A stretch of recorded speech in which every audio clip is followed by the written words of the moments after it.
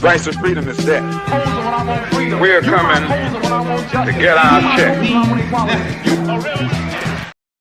Welcome, my brothers and my sisters. Hold on, let me get my glasses for the Miss Niecy gets on me. Hold on, you already know. Hold on, let me get these glasses. You know, I don't need them, but I do need them in a way. I don't need them, but I do need them in a way. Because you guys appreciate that. Welcome. This is the last live stream of the year of 2025. How y'all doing? And we're going to end this off right. We're doing it a little bit early because I got some things I have to take care of later on. I know a lot of you guys do. I know you guys are going to be with family and all this. Boo up the bam. So we're starting this off early. I'm not going to be too long. I normally have like an hour monologue before I open up the phone lines. Not doing that tonight.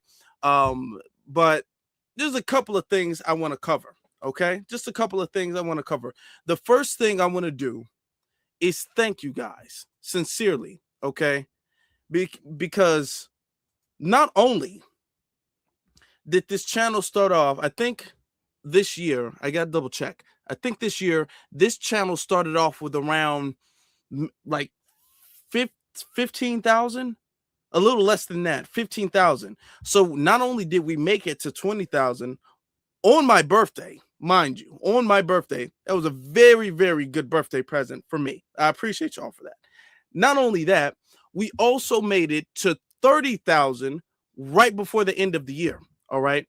So we've broke down so many milestones, so many like huge, ginormous lives. I mean, I'm talking about it was like 50,000 people watching live. Now, was it real or not? No, but we still take the W.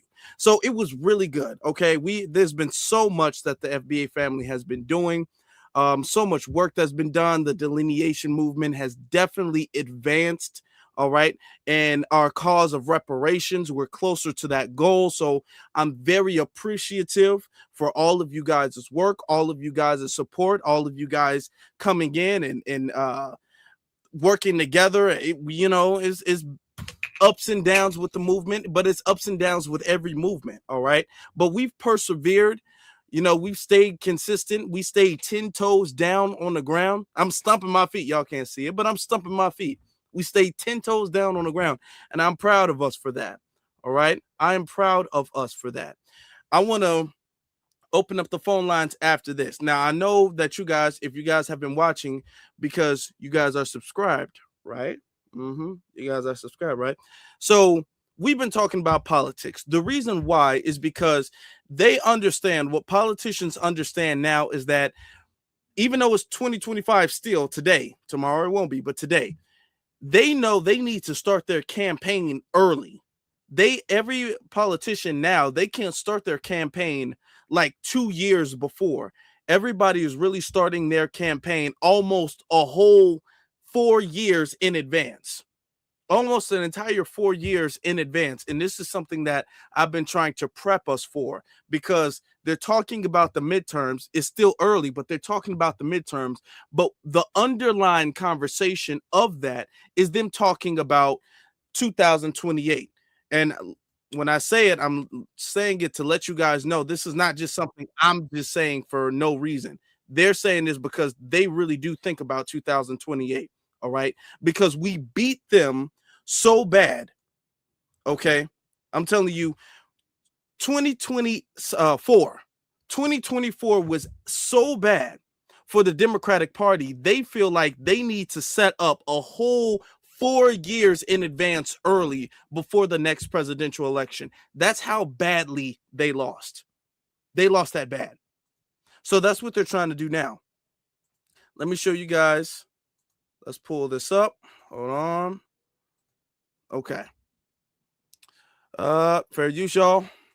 28 race is supposed to be far away. So why are voters already choosing sides? Why is one Republican candidate polling at nearly 45% nationwide, while some big names are struggling to survive? And on the Democratic side, is America preparing for a new leader or a familiar face? The answers are hidden in one national polling average. Stay with us, because this analysis may rewrite your expectations. This is today's Blueprint News. On the Democratic side, One name is clearly leading the pack. Gavin Newsom, 25.4%. Okay, let's just stop there at Gavin Newsom. Gavin Newsom's winning. He's not winning by that much. But let me tell you something right now. Gavin Newsom's not going to win. Gavin Newsom's not going to win because of his stunt in California in 2024. We know it was Gavin Newsom. Now, Gavin Newsom's trying to come up with some of these like low-key diet reparations legislation and reparations packages and bills and things of the sort. That's not going to satisfy us, okay? Because we already know what you did before. See, the thing is that even if you tried to reverse it now, we already know who you are. Reparations is the litmus test, okay? So when you say no, just like Kamala did, which is why she lost, when you say no to reparations, when you do something that sabotages the progress, like vetoing a bill like Wes Moore did, or when you do something like sitting on the bill, letting the bill die, not letting the bill reach the floor like Gavin Newsom did, we know your true intention and your true heart, your true feeling about reparations. Okay, so even if you try to adjust after that, like, oh, damn, I can't really do that like that. So let me like slow walk and be like, hey, guys, I changed my mind on reparations. Too late.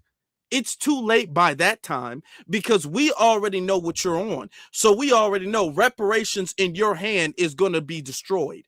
So what we are, because we're so politically sophisticated now, what we're now doing is now we're sanitizing everybody, all of these anti-reparation politicians, whether they're Democrat, Republican, all of them, okay? Anybody who is not steadfast on reparations, who doesn't give the right answer, which is yes, yes, every single time, the first time, the second time, the third time, the fifth time, the 10th time, the 100th time, if you don't give a yes, every single last one of those times, that no supersedes all of the yeses. All right. Do you understand? So your first no is going to supersede your future yeses because we already know your first no tells what you really think about reparations and who you really are as far as reparations. So we know you're going to try to come up with some loophole substitute so that way you can be more palatable to the Black community,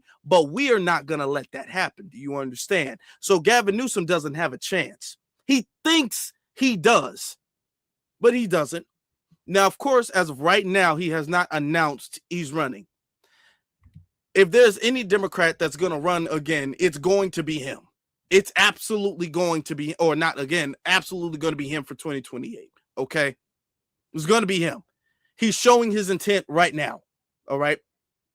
Gavin Newsom, it's over with. It's already over with for Gavin Newsom because he's already shown his hand. And it would be foolish, absolutely foolish of us as a community to forgive Gavin Newsom for what he's done and allow him to step back into the political thing and handle our reparations again.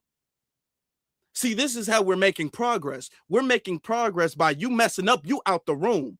Okay, it's one shut you out. It's no you mess up and then you apologize and then you say you didn't really mean it like that or you didn't really. No. It's none of that. You mess up, you're gone. You mess up, you're out. Okay, point blank, period. Gavin Newsom's out. He don't know he's out, but he's out. All right, let me just say that. Now let's continue. California Governor Gavin Newsom sits firmly at number 1. This shows strong national recognition, party loyalty, and growing belief that Newsom represents the future leadership of Democrats. His messaging on economy, health care, and direct attacks on Republicans appear to be resonating nationwide. Kamala Harris, 20.5%. Oh, boy. Okay, let's get to the Kamala Harris. Hold on. Kamala Harris. Now, you see Kamala Harris, 20.5%. So she's trailing behind Gavin Newsom, okay? They're almost the same, but she's trailing behind. 20 is 5 points, which isn't a huge deal, but it is a deal. It's something to note, okay? But the thing is that she's not that far off. And like we were saying before, she's going to try to make another comeback. Now, here's the thing she's going to do, because the party's not going to get behind her anymore. The party didn't really want to get behind her the first time. Okay. The party has never really gotten behind her ever, unless they were forced to. And they've only been forced to because of Joe Biden. Okay. Even though the party, if really, to be honest, the party didn't want to get behind Joe Biden for his presidency. Biden has ran before multiple times. They only got behind Biden in 2020 because they saw him as the only hope to get Trump out or to stop Trump. So they got behind Biden, and Biden dragged Kamala in. All right. And then when Biden dropped out, Biden put Kamala in. And the party was forced to, because you only had 100 something days, the party was forced to put her in and get behind her. And what they're realizing is that they threw good money after bad. They spent $1 billion on her campaign and went up snake eyes. Okay. It went up, you not getting any return on your investment whatsoever. So all of the donors are not going to back her no more. They're going to say, why? What? The party's not going to get behind you. Nancy Pelosi, Gavin Newsom's not going to get behind you like he didn't the last time. And she put in her book, Gavin Newsom didn't want to get behind her. And Gavin Newsom didn't, because Gavin Newsom said, hey, I got a shot at being the president. I don't want to go down with the ship that you're going down on. That's why Gavin Newsom didn't accept her invitation to be her VP, which is why she chose that other guy. What's the other guy's name? Oh, my God. See how irrelevant he was? I forgot his name. It'll come to me. She chose the other guy. She wanted Gavin Newsom. She said that in her book. She couldn't get him. The party's not going to get behind her. I'm letting you know this right now. So she's going to try to run as almost like this Tim Wise. Thank you very much. Tim Walls, not Wise, Walls. She's going to try to run as this populist. Okay. She's not going to try to run really alongside the party as a politician. She's going to try to run. She's going to make her campaign as a private citizen, and she's going to try to build her audience through her book signing and her book tour. Okay. Which this is how you know it's all a sham. It's all a campaign. You've not known a single politician ever to go around the nation to key voter swing states for a book tour. You've never, no, Obama hasn't done that. Trump hasn't done that. Nobody has done that before. She's using this book tour as a way to campaign without saying she's campaigning. That's what she's trying to do. It's not going to work.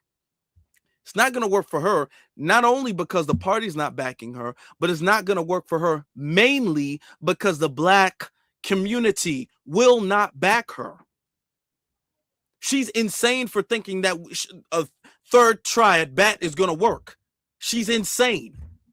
She should have learned the first time. After she said no to reparations, it was a done deal, like it is for Gavin Newsom. All right. Let's continue, though. Harris, 20.5%.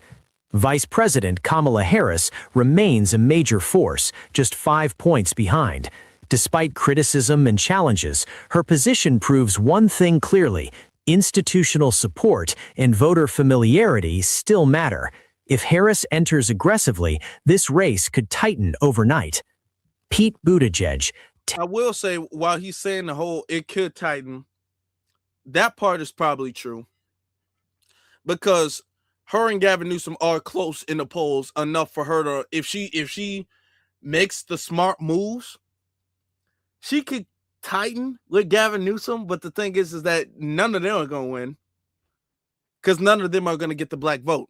Pete Buttigieg, he's not going to get the Black vote either. There's not even a need to have a conversation. Pete Buttigieg is one of those all lives matter and then do a lot for immigrants too. So he's not going to get the Black vote. Now, he hasn't done anything, or to my knowledge, said anything specific against reparations, but we already know his policies and what he has already been aligned with. shows he's not going to get it. Plus, the party is going to want to back somebody they think can win. If the party sees that Gavin Newsom is 15 points ahead of Pete Buttigieg, the party is going to support Gavin Newsom. That's what the party is going to give the donations, give the support, give the endorsements. All of that is going to go to Gavin Newsom. Okay. Pete Buttigieg is going to have to do some amazing work to catch up and close that gap. And he's behind Kamala. It's not going to work, but okay. 10.9%. Former Transportation Secretary Pete Buttigieg holds a solid third position. His appeal among young voters, moderates, and suburban Americans keeps him relevant. But the big question is, can he expand beyond his core base? Alexandria Ocasio-Cortez. Y'all, they talking about Alexandria Ocasio-Cortez for president. And they're serious about that. They're serious. They recently did a poll and they're talking about, hey, 2028, she might make it. That's not, I'm telling you right now, it's more likely that Gavin Newsom or Kamala Harris would make it before she. I'm telling you right now. It ain't no way. First off, she's already said no to reparations for foundational Black Americans. She's approved the reparations for immigrants. If y'all thought that these other communities were allowing immigrants to come in, we will not have a border if she becomes the president. Okay? I'm going to be very honest. There's nothing that you can say that you don't like about Gavin Newsom or Kamala Harris that she's not going to double. All right? I'm going to be very honest with you. No, there's not one thing I've seen her get behind that I can support. Honestly. So no. And she doesn't have any Black support. She doesn't have that. But okay. They think she got a chance though. 8.8%. AOC's numbers are politically explosive. She doesn't lead, but she controls the progressive narrative. If turnout among young and progressive voters increases, AOC could become the kingmaker or the disruptor. Josh Shapiro, 4.8%. Pennsylvania Governor Josh Shapiro is slowly rising. Low numbers today, but high potential tomorrow, especially in swing states. Andy Beshear. They ain't really say nothing about Josh Shapiro that much. He says, hey, he can make it. But that's it. I just wanted to get the first 4 out the way, which they're saying, and I want you guys to remember this, they're saying Gavin Newsom, Kamala Harris, Pete Buttigieg, and then AOC. No, and no. And when I open up the phone lines, I want to hear who you guys think or what you guys think is. Who you guys think is going to be the thing. I'm about to open it up in a little bit. Let me just get this other video out the way real quick. I want to get this one last thing out the way. And then we're going to open up the phone lines and I'm going to hear from the family. Oh, no, that's not what I meant to do. I meant to press the play button. I'm supposed to be playing. Come on now. It just froze up. Oh, come on. Come on. If it don't play, then we're just gonna have to open up the phone lines. But I wanted to get to this video. I'm a little disappointed that it's not playing.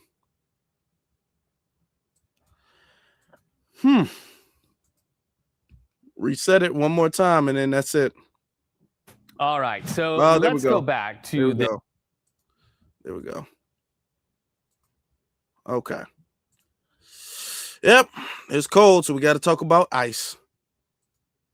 All right, so let's go back to this story. President Donald Trump's push for his immigration policy as he promised on the campaign trail. Here is a change. Immigration and Customs Enforcement can now tap into Medicaid participant information to help try to track down undocumented immigrants. A federal judge in California handed that ruling down. How does it work? Well, it allows that basic biographical location and contact information can be obtained under the law. So let's talk about this. CBS News, immigration reporter Camila Montoya Galvez watching this one close. So are there any limits to this ruling and how it can be applied? Yes, there are, Reid. This is a partial victory for the Trump administration and the president's mass deportation agenda. A federal judge, as you underscored, has allowed officials to share some Medicaid data with ICE for immigration enforcement purposes, meaning efforts to identify, arrest, and ultimately deport people suspected of living in the U.S. illegally. ICE can now receive biographical, contact, and location information from the Medicaid program that can include the immigration status of individuals, their nationality, their address, phone numbers, and date of birth. The judge, importantly, however, Reed, blocked ICE from having access to a broader set of Medicaid information, including sensitive medical records and data on American citizens and lawful permanent residents. That information sharing, Reed, is still prohibited under that court ruling. It's important to note that, generally speaking, immigrants in the U.S. illegally are not eligible for Medicaid, but states are required to provide emergency care to anyone irrespective of their immigration status, and some states, led by Democrats, also offer certain health benefits to immigrants who lack immigration status. Democratic-led states had challenged the Trump administration's immigration information sharing effort, saying it will deter immigrants from seeking medical care. The administration, on the other hand, has said that the policy will allow officials to better enforce federal immigration law, Reed. Man, it's getting tough out here, man. It's getting tough for them. Even Medicaid is spilling the beans on them. That is something else. I will say one thing. He was very serious about that immigration thing. He was not playing. Donald Trump was not playing about that. I don't know if too many people knew it. I didn't think he was going to be able to do that. Get that far. I said, oh my God. I said, geez, this man is not playing. Oh, wow. Okay. But I want to know what you guys think about it. Now, of course, you guys can call in and you guys, if somebody said deport the reporter. Oh my God. He better not go to the hospital. They're going to be waiting for him. But I want to know what you guys think about that. What do y'all think about the political future of 2028? What do y'all think about 2025 in general? What do you guys think about all of these things? The phone line is open. You guys can call in. The number is 949-381-0044. That is 949-381-0044. All right. We're going to get this party started. Have people call in. Got a caller on the line already. All right, here we go.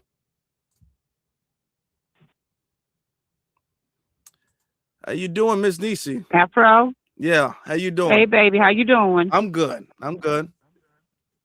Well, glad I was first. Got you on speed dial, baby. I would like to begin with a prayer for you. Most gracious Heavenly Father, I lift up my FBA Warrior King Afro Elite. Lord, you have kept your hedge of protection over him. You will continue to cover him from the top of his head to the soles of his feet. And I ask this all in the mighty name of Jesus. Amen, amen, and amen. Now, my opinion. The Democrats ain't got no viable candidates. Same shit candidates, you're going to get the same shit results. And that's all I got to say, boo-boo. Yes, ma'am. A lot of people are starting to realize that it's really the party. The thing is that they can throw whatever candidate they want to, whether that's Gavin Newsom, Kamala, whether that's Jasmine Crockett, Pete Buttigieg, even the people that we haven't really seen be super problematic. We know what the party's agenda is. So we know whatever politician that they throw out there is going to be in alignment with the party. And we don't want what the party's about. So there ain't none of them going to win. Nope. All right, youngin, you be, I wish you a fruitful, peaceful, prosperous new year. Be careful out there. Okay. Okay, you too. All right, love you. Happy New Year to you. Love you too. Oh, bye-bye. All right, bye. Okay. Let me see. Somebody just there was a caller just on the line a second ago. Caller just must have hung up or something like that. But listen, when we talk about the issue with the party, okay, we know the Democratic Party does not support reparations. The Democratic Party is for mass illegal immigration. All right, not even immigration that makes sense. It would be one thing if the immigration made sense. First off, right now, there needs to be a reprioritization of American citizens, foundational Black Americans in particular. So we don't really need that anyway. But the Democratic Party, you have not seen a single Democrat, okay, who has any type of real status in the party who doesn't support that. I'm talking about everybody from the mayors, whether you're talking about Brandon Johnson, whether you're talking about Karen Bass, whether you're talking about at the time Eric Adams, or even now Zora Mondani, whether you're talking about all of the mayors, if they're Democrat, that's what the party supports. So that's what they're going to be supporting. Okay. Whether you're talking about the governors, if you're talking about J.B. Pritzker, and J.B. Pritzker, they're not saying it, but J.B. Pritzker's trying to get his ducks lined up in a row for a presidential election too. So you know, J.B. Pritzker, he's on that type of time too. All right. Whether that's J.B. Pritzker, whether that's Wes Moore. Now Gavin Newsom is the governor, so whether that's Gavin Newsom or whomever, they're a part of the party, and the party shows this is the party's agenda. All right. It's not a Black agenda. Now you'll have people like Roland Martin try to make it seem as if the Black agenda and the Democrat agenda are synonymous. And we have done a good job. All of us here, every single last person, whether you're watching live or whether you're watching or recorded. Kathy Holcomb, that's another one. All of them, they're a part of the same agenda. They're a part of the same team. Okay. So it doesn't matter who they throw out there. We already know what they're going to be about because we already know what the party is about. We already know that. Let me see. So we know not to fall for that trick again. And what we have done successfully, and I want to thank you all for that, is we have made a distinction between the interest of the Democratic Party and the interest of the Black community. We did that in 2024. So we are continuing to do that because we'll always have a Roland Martin or an episode on the Breakfast Club that will try to make the interest of the party synonymous with the interest of Black people. Okay. Or even to say that Black people's interest is aligned with the interest of the party. And we know, and we're conveying and expressing to everybody that it's the opposite. All right. So we're doing a good job with that. Let's get to some of the callers here, though.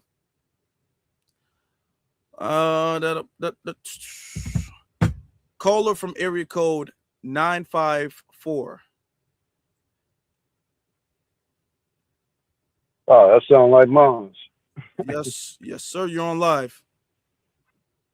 Hi, how you doing, sir, man? I appreciate you, Afro Elite, man. I listen to you every night, man. I put you on I put it on repeat, and sometimes my wife, hey, you know, but anyway, I ain't gonna get all into that. But I'm listening to what you're saying. I went on here.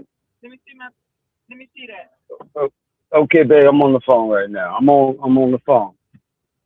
I'm paying attention to who I need to vote for. You know, I voted for in the past Obama. You know, I'm very disappointed. You know, and 2 terms that he did. So I voted for him the first time. Second time I didn't, but this time around, and, you know, I ain't gonna lie, I did vote for Trump.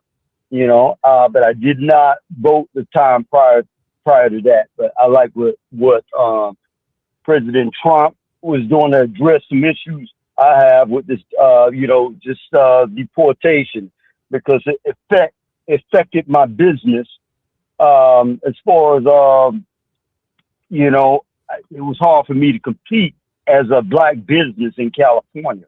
Now I'm back in Florida again. I've been there since 90. I relocated to California in 87 as a teenager. But it hurt my business after 27 years. This pandemic, I just couldn't compete. But, you know, I just see that I got to compete with the low pricing, people sending their money out of countries. I mean, to other countries where they from, and that money's just not circulating here, and that hurt my business. So everything just continued to go up. I was in the auto glass business, automotive. So, but anyway, I'm back here. I'm paying attention, and I'm definitely pro black. The delineation, I love that, and my peeps here, as far as I know, we've been here. We always been here. My dad's from Georgia, and my mom's from Alabama.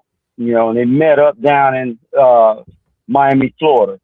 So and then we had like 16. They had 16 kids. But anyway, I'm paying attention, and now you just can't just look black. The black that I'm accustomed to. The descendants of slaves. You just I gotta listen to what you're saying. I'm a bit older, and I believe I got some sons your age. But right now, I love what you're doing. You're on the front line, and man, whatever I can do. And I'm learning, and I'm just paying attention. But wow, I'm just amazed that I'm even on your podcast, man. But wow, I just said let me go ahead and call and see if I can chime in. But I'm gonna pay attention and to who's ever in my district. I'm in the Fort Lauderdale area, from a Dade County, brother that grew up in Dade from the '80s. You know what I mean? So. It's I'm paying attention to see who's who, and we got to get this right. I'm for my peeps. I appreciate what you're doing. So as they say, I'm a land here, but hopefully I just want to go here. I'm just honored, to get in and speak with you. Well, I appreciate you, young brother. Well, thank you, brother. I appreciate your support, sincerely. Right on. All right. Well. Here we go. I'm telling you, everybody's starting to wake up. Everybody's waking up and smelling the coffee. And this is how you know that we're changing things. There's a call on the line. Hold on for 1 second. This is how you know we're changing things. We've had people who voted Democrat every single election who's no longer doing that. Okay, if not entirely switching the party. All right. So not only are the Democrats not gaining the newer, younger vote, because the new young vote does not support the Democratic Party like they need. Not only are they not gaining the newer vote, they're also losing people who've been a part of the party for generations now. Okay, so it's like they're burning the candle on both ends. So it's not looking good for them. But we got another caller from area code 301. You're on live. What up? How you doing? Brother? This is Torian. Oh, Torian. How you doing, Torian? He was like, who is this? You just said, what up? I don't know. I know it's been the number seemed familiar too. Okay. Now I was saying it's been a long time since I think like the last time I called, and like life be life and adulting is overrated, as I always like to say. But I would actually like to acknowledge you for the amount of growth that you've had this year. Like, thank you. Like that's definitely huge, because I keep thinking about like what it was like when you first started, and when I first found your content, it seems like so long ago, and where you were and where you are now. And it's like night and day. It's like everything has gotten more polished. Everything is just flowing. And not only on this channel, but also on the podcast channel too, as well as you with your lives over there on TikTok. Now, I know I'm not on TikTok, but I do hear the playback on the For the Culture podcast channel, and it be cracking me up the way y'all be going in. Like, you keep yourself composed, but them people be going in. Like, your co-pilots be going in. The people that be calling in are absolutely crazy, but it's actually very interesting to listen to, because at the end of the day, while some people might see it as a form of entertainment, it's also still a learning process that's going on at the same time. So definitely, I definitely want to congratulate you and all the growth that you've gotten in just this year alone. And I can't wait to see what 2026 is going to bring for you and everyone who was attached to the New Black Media, anybody who makes content, or better yet, the people that listen and contribute, because again, at the end of the day, we are just, messengers, but it wouldn't be nothing without people to help push the message out. And I'm talking about the people in your chat. So shout out to everybody in the chat. Yeah. Shout out to everybody in the chat. I was watching one of your videos you did. It was a white dude. He was some racist white dude, and he was all like, well, black people, if you guys want to get better, you guys need to stop blaming white people for something like that. I was seeing some of that, and I'm all like, you know what, that's that good. I would have missed that entirely. So I was so glad that you caught that. See, those are I think Torian's channel, he provides such valuable gems that sometimes other people miss. Like, I see stuff on Torian's channel that I don't see anywhere else on YouTube.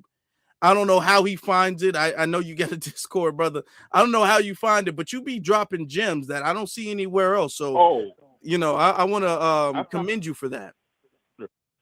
I find it on Twitter. I said that's the one pro, I guess you can say, for Elon messing up Twitter's algorithm when he bought it, is stuff like this gets just drops on my page. Like, I promise y'all, I even tell my subscribers, I don't go looking for this stuff. Like, I'm gonna be honest, I did not go looking for that video.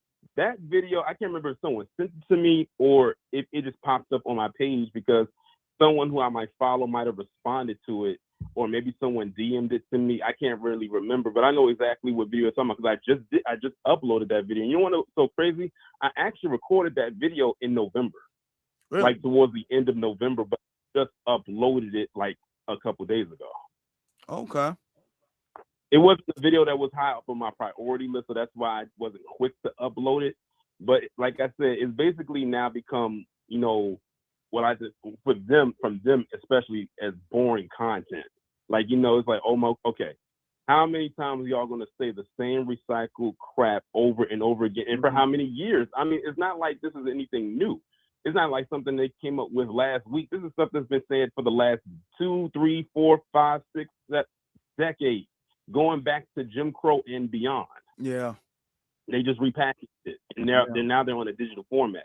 See, a lot of the stuff that they be saying is a combination of they probably mean it or they probably don't. A lot of it is very, very performative. We know what they're doing it for. They're doing it for engagement, clicks, and views, and all kinds of other stuff. And that translates into money. Yeah, that's true. That's true. And they're not really intelligent people, not people of high IQ, so they can't really come up with anything new. They're not original, Not at all. Yeah. I guess that is one good thing about Twitter, because we weren't seeing those type of videos beforehand. Not like that, not at this rate. Exactly, definitely not. And now everybody got a blue check, so So the blue checks really don't matter no more, for real, to be honest with you. What was that? I said blue checks really don't matter no more on Twitter, to be honest with you. They really don't. At one point in time, they actually meant something like, someone has a blue check on Twitter, that means they must be someone official. Now that is implemented that anybody can get one, you're right, it doesn't mean anything. I will say this, though. One other pro to Twitter that happened this year, and I think everyone in this chat and yourself will agree with me, is them implementing that location feature. Oh, yeah. Oh, that was I will tell you, Elon, I don't really like the way he be doing that, but I'm gonna be honest with you, Elon, that was a big deal. I'm glad sometimes he be updating Twitter in a good way. I'm glad he did that. Yeah, so many bot accounts got exposed up there, talking to they from the soil. Meanwhile, they somewhere in Sri Lanka somewhere. Yeah. They be sitting up there causing confusion and division and giving they takes on stuff on things, and they're not even in this country. And now we know that. We kind of knew it but now we have proof of it. Now we can prove it. Yeah, because now when you see people talking kind of crazy, like kind of greasy about us, I'm like, you know what? Before I even engage in this back and forth with you, if I even want to, let me go and click this location feature right quick and see where you at. Because if this thing says anything other than this account was created in the United States, I'm going to screenshot it, quote the discussion, and just put that there and let it stay where it is. And I had to do that a couple of times. You know, and I'm glad we moving like that. We're moving in a way that's like, you know, you're not even qualified to speak. We don't even have to respond to whatever you said. If you're outside of America, you don't have an opinion. I don't care how right or wrong your opinion is. If you're out, that's not your business to even speak on, personally. So yeah, just screenshot and be like, hey, you're in Canada. So why are you speaking on this? Exactly. Oh, that is it. Yeah, and they hate it. I know they hate it. They hate it so much. But I love it. I love it. Do. And it shuts them down every time. It's the perfect argument ender. Like literally, after you post something like that, typically the conversation is dead after that. Like they have nothing left to say. Just like I would have nothing left to say after that. So I'm like, if you're gonna continue to talk, you're gonna be talking to yourself. Yeah, that's true. That's true. Torin, do you have any projects or anything like that? Any series coming up? I'm doing one now. Every Wednesday I do deep dives. Like I've literally gotten into like doing having Wednesday be designated as my deep dive day. I actually have deep dives that I've lined up as far as topics to discuss like for the next couple of months, but I upload them every Wednesday. Actually, today, the one that I did today was about the discrimination Black men face because of their hair. Because we always hear from the perspective of Black women, because that's where it's propelled the most, but we never get it from the perspective of how Black men face discrimination with their hair. And I actually recorded another deep dive video today that's gonna come in February. Like I have ones lined up for the Black and Brown Coalition, like how that's not working. I got one about why white America loves when Black people throw their own under the bus. I got one coming up about how K-pop was inspired by hip hop and R&B. I got one about why white Americans are afraid to compete with Black Americans. I got one, do white people really throw their own under the bus despite the narrative that they don't? I have so many deep dives coming up. As a matter of fact, there was one that I did about how Hollywood embraces white criminality or glorifies it. That one right there is my most popular deep dive so far. I think I really triggered the algorithm with that one because I had never seen so many salty tears come into my comment section trying to tell me I don't know what I'm talking about. I'm gonna have to. I must have missed. I'm gonna have to check that one out. That sounds interesting because it's true. It's true, and that is deep. So okay, deep dives every Wednesday. All right, Yeah, y'all make sure y'all go to Torian Rain Reloaded on YouTube, and then y'all can check that out. But yeah, I definitely appreciate you letting me come up, and again, like I said, you shout out to you and congrats to you and all your growth. You hit 30,000 subscribers this year. I have a feeling that you'll probably be at 50K by this time next year, maybe even past it. Hey, maybe. And I gotta thank you because it was you who really got me to my first 1,000. To be honest, I was struggling to get to 1,000. It was Torian for you guys who years back. It was Torian who just like came out of nowhere and gave me the super big boost. I've never had anything like that before. It was just this flood of support. You know what I'm saying? He literally grabbed me and pulled me up. So I gotta thank Torian every single time I talk to him for that. Every time. You know, and really what it all boils down to is because it's like we have our own tribe over here. And when you mention that, it reminds me of the boost I got from Professor Black Truth over the years. And I said to myself, I'm literally just paying it forward.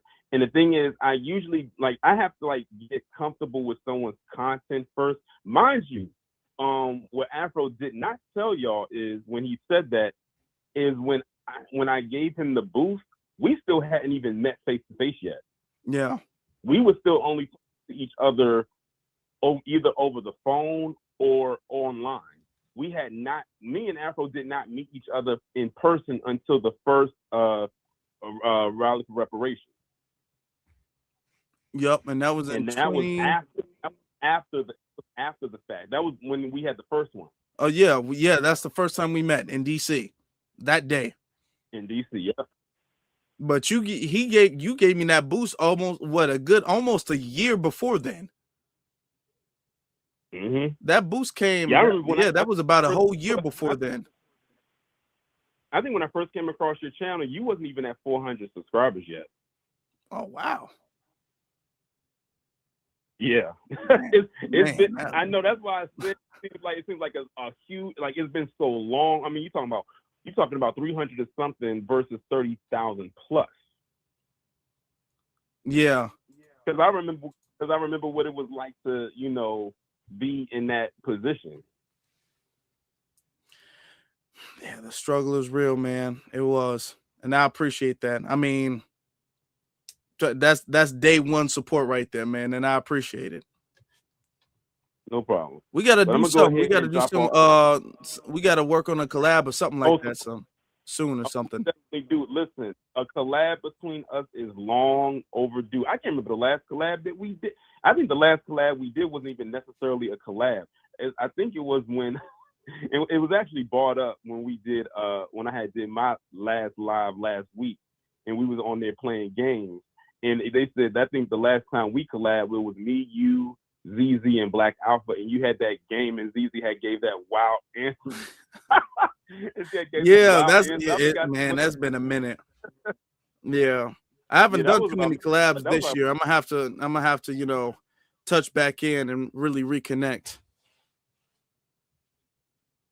Yeah, I think that was about 2 years ago. But that wasn't. I wouldn't even necessarily say that was a collab. I forgot what it was about. It wasn't like anything like a serious topic or anything like that. I think we was just I think it might have been like a little kickback stream or something like that. Yeah, probably. But we definitely got to do something soon. Yeah. All right. Well, I'm about to get off. I'm gonna let other people come up and say what they got to say. But I appreciate you for bringing me on. All right, appreciate you, brother. Appreciate you. Always. Y'all make sure y'all go check out Torian's channel. And also another thing before I go, you got to make sure. Hold on. When's the last time you got mumbo sauce? I haven't gotten mumbo sauce. I don't know, because when I went to DC this year, I didn't get it this year, so I haven't had it since last year when I went to DC for the second rally. I know you probably going through withdrawals. little bit, slightly. Slightly, yeah. All right. Yeah, I'm gonna have to circle back around just to get that mumbo sauce. That's our good brother Torian. I appreciate him. Next caller, we're gonna get to caller from 912. You're on live. Yes, this is Elizabeth, and I just wanted to ask you a question. Okay. Okay, since the government didn't enslave you, why don't y'all find out who? I mean, I know y'all have good records. Why don't you sue the people who enslaved you, or do a class action lawsuit against the banks and the insurance companies that helped the enslavers? Why are you saying the government? You said the government didn't enslave us? Well, I mean, the government never, as far as I know, unless they're not the ones that enslaved you. It was people that bought the slaves. Okay, well, did the government play any part of it? Well, I think one part they played is that they would let people search for the slaves that had escaped to bring them back. Oh, so the government protected slavery, right? Well, you could say that, yeah. I mean, yeah, they did, and the government did benefit from it. And you know that there were actual presidents that owned slaves. So when you say the government didn't enslave us, that's not really accurate. You know, George Washington had a lot of slaves, right? So did Thomas Jefferson. It's like, you know what I'm saying? They had a lot of slaves and did a lot of stuff. So yeah, the government was actually very involved. Pretty much everybody in the government was involved in slavery. So that's not accurate that the government wasn't responsible. Well, I guess not in an official way as individuals. Now, Elizabeth, I thought you said you didn't support reparations. So now you support reparations? Well, I mean, I'm just saying that there's, a lot of people do class action suits against like companies, and these companies, they pay because they don't want to look bad, because a lot of people may not know that the insurance companies and the banks had a lot to do with slavery. Yeah, they do. What if, I want to hear your opinion on this, what if we did both? What if we got our money from the government because they owe us, and we did a class action lawsuit and got all our money from the banks and the insurance companies and all of that stuff? What if we did both? What do you think about that? Well, I mean, if I was black, I would do it. Okay, so now you support reparations, though, right? Well, it's just that I just think of ways. I mean, like when I do a lot of reading, I'm also a historian, and I do a lot of reading, and I didn't know that slaves were insured, or that the banks had so much to do with it, provided the money. Mm-hmm. So I'm just saying that's something you could do, and then you wouldn't have to worry about who was president. Why do you want us to get off of the government? Why do you want us not to hold the government accountable? Okay, I'll tell you. Okay, I mostly know white people, and nobody that I know wants y'all to get reparations. I mean, nobody's ever said, "Oh yeah, they should get them." And there's also a girl on YouTube that has said over and over, "There's no way y'all are going to get it." And I watch her all the time too. I'm sure you do. Okay. And so I'm just saying, there's lots of ways. Okay. All right. A few ways. So you know what? I think we should do everything and get all of the money. That's a good idea, Elizabeth. Well, we should get everything. Well, if I was a black person, I would do class action suits. Okay. Because they don't like to be in. Well, since you're not a black person, though, I think what you should do as a white person is you should support anything we decide to do. That's what you should do as a white person. That would make you an ally. And I know you want to be an ally, Elizabeth. I know deep down you're a true ally to reparations. So I know you want to do that. I know you want to be an ally. So you just got to support anything we say. Anything. If we say we're going right, you go right. If we say we're going left, you go left. That's what a true ally does. They fall in line. But I'm a Republican, and I do whatever. I like President Trump, but that's not meaning to say that. What does that have to do with anything? What does Trump has to do with anything? Well, because the Republicans, they're not on your side either.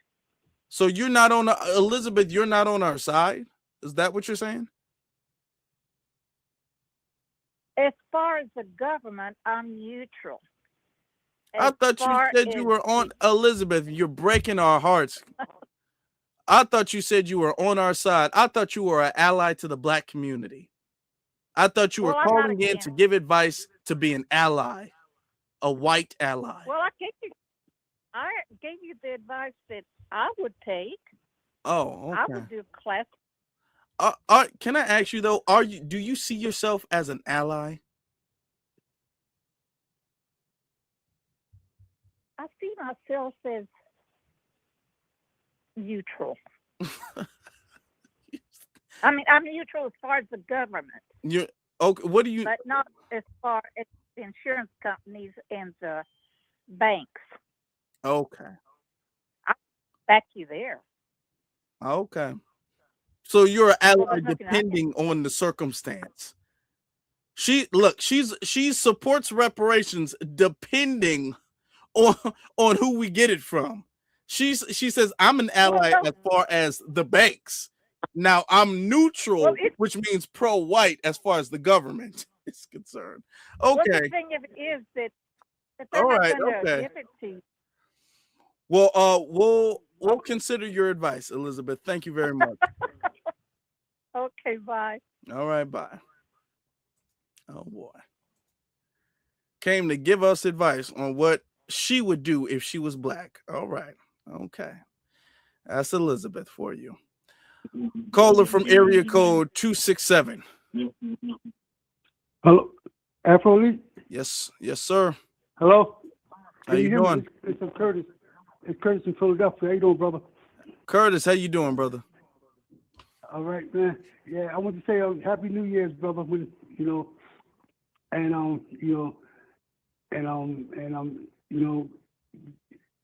to you for the what's that what you call it, for 3,000 views? What's that? Yeah, 30,000 30K views? subscribers. Oh, okay. That's fantastic, brother. Now I'm just sitting up here thinking because you talking about the Democrats, right? Mm-hmm. Yeah, I mean, like I said, I never voted before because, I probably told you this before though, but I remember, Barack Obama when he was the president, what 2016, where Barack became president of the United States, and I remember, telling my cousin, that Barack Obama wasn't going to do nothing for the black community, which I was right. And like I said, I just want the Democrat man destroyed and dismantled forever, man, because like I said, they come on here and just disrespect, black people and stuff like that. And how can you disrespect your main voting booth, man? To me, they're all ignorant and they're backwards, man. You understand? That's why, because I was, like I said, when I was young, I always thought politicians was dirty anyway. You understand? How can you become politicians? You make a couple $100,000 a year, the next thing you know, you're a millionaire. I mean, how is that? I don't know. I mean, can somebody tell me how can you? Because they get about $400,000 or $500,000 a year, and all of a sudden they become millionaires. I never understood that, man. And like I said, man, like I said, God bless you, brother. I ain't gonna talk to you long, man, but God bless you. And I'm praying for you, brother. You know what I'm saying? Maybe one day you get saved, accept Jesus Christ as your personal Lord and Savior, brother. I'm praying for you, Afro, okay, man? And you have a blessed New Year's, man, okay? Thank your you, brother. family, okay? Thank you. I appreciate your support, brother. Thank you very much. You have a blessed New Year's too. Okay. All right. Thanks, man. Okay. That's a good brother, Curtis. Now, I want you guys to think about the call Elizabeth gave. Remember, Elizabeth, all of this, and this is what they'll try to do. They'll try to derail reparations or try to get us to focus on something else. Why don't we talk about the banks and all of the insurance companies and all of that and file a class action lawsuit? Why don't we do both? She froze up. Why not do both? Why are you trying to get us off of the United States government? And you're trying to get us, a lot of them want us to get off of the path we're on, which shows we're on the right path. They want us to get off the path we're on to focus on something else that's going to make the job of reparations more difficult. And really the likelihood of us getting reparations harder and further than where we are now. I'm gonna tell you right now, if we stay on the path we're on as far as reparations and the government being responsible for reparations, everything else will fall in line immediately after that. Immediately after that. If we try to get class action lawsuit, okay, well, which bank is more responsible than the other bank? Do we charge one more than the other bank? What if one bank was only there for this part? It's going to be a whole lot of logistics and, okay, well, this insurance company only did this. Well, this insurance company sold this and this much money. It's going to be a whole lot of logistics, and it's going to make reparations farther away than it already is, which is what she was trying to do. No, we're doing the right thing. Hey, you want to talk about both? You can. Caller from area code 917. You're on live. How you doing, my brother? You was right. You gotta stay on the path, man. How's it gonna let? Come on. I know she wasn't serious, but I'm really calling for. When we vote, we gotta make sure we vote for FBA only. I don't care if it's Pookie. I don't care if it's a crackhead. We get somebody to help them. We can't have nobody representing us no more. It's not going to change. It's not going to get no better. You know what I'm saying? The Democrats is not even listening to us. Bringing in all them people over here, and it's hurting us. It's hurting all of us. We can't even get a damn job. Other day, three Dunkin' Donuts and all Indians in there. They ain't got no blacks in there and no Puerto Ricans. They just got all Indians. Come on, it's hurting us. And they don't understand. It's hurting us, man. Believe me, but the streets is listening to you, my brother. And thank you. Thank you. I ended with that. That's true. They come over, and you'd have to think, what is there's nothing culturally about Dunkin' Donuts. It wasn't founded in India, but yet across America, it's not just one state, one place. Across America, Dunkin' Donuts has a whole bunch of Indians in it, which is because they get in. What about our kids? Okay. And they have a takeover mindset. And they pretty much took over Dunkin' Donuts for the most part. 7-Eleven, we've been known that about 7-Eleven. 7-Eleven, Subways, a whole bunch of chain restaurants. Okay. The same way the Hispanic community has taken over McDonald's, it's the same way they've taken over 7-Eleven and Dunkin' Donuts and all of that other stuff. And that it leaves us out. They get in, they push us out, they lock the door, and they only allow their people to come in. And the Democrats know this, and they allow this and promote this. So, yeah, absolutely right. Yeah, absolutely right. We got to stop that. Like, it's an emergency. We have to stop that. We might have to suffer a little longer. We got to get all Democrats that represent us, FBA only, because it's not working with nobody else. Mm-hmm. That's true. But I appreciate you, man. In the streets. Listen, I wish you was in my era. Yeah, I messed up. You got to protect the babies, man. I'm the future, man. Yeah, that's true. We got to do this, because if we don't do this, it's going to be terrible for them. So thank you very much. I appreciate your support. I appreciate you, man. Believe that. All right. You have a good one, brother. All right.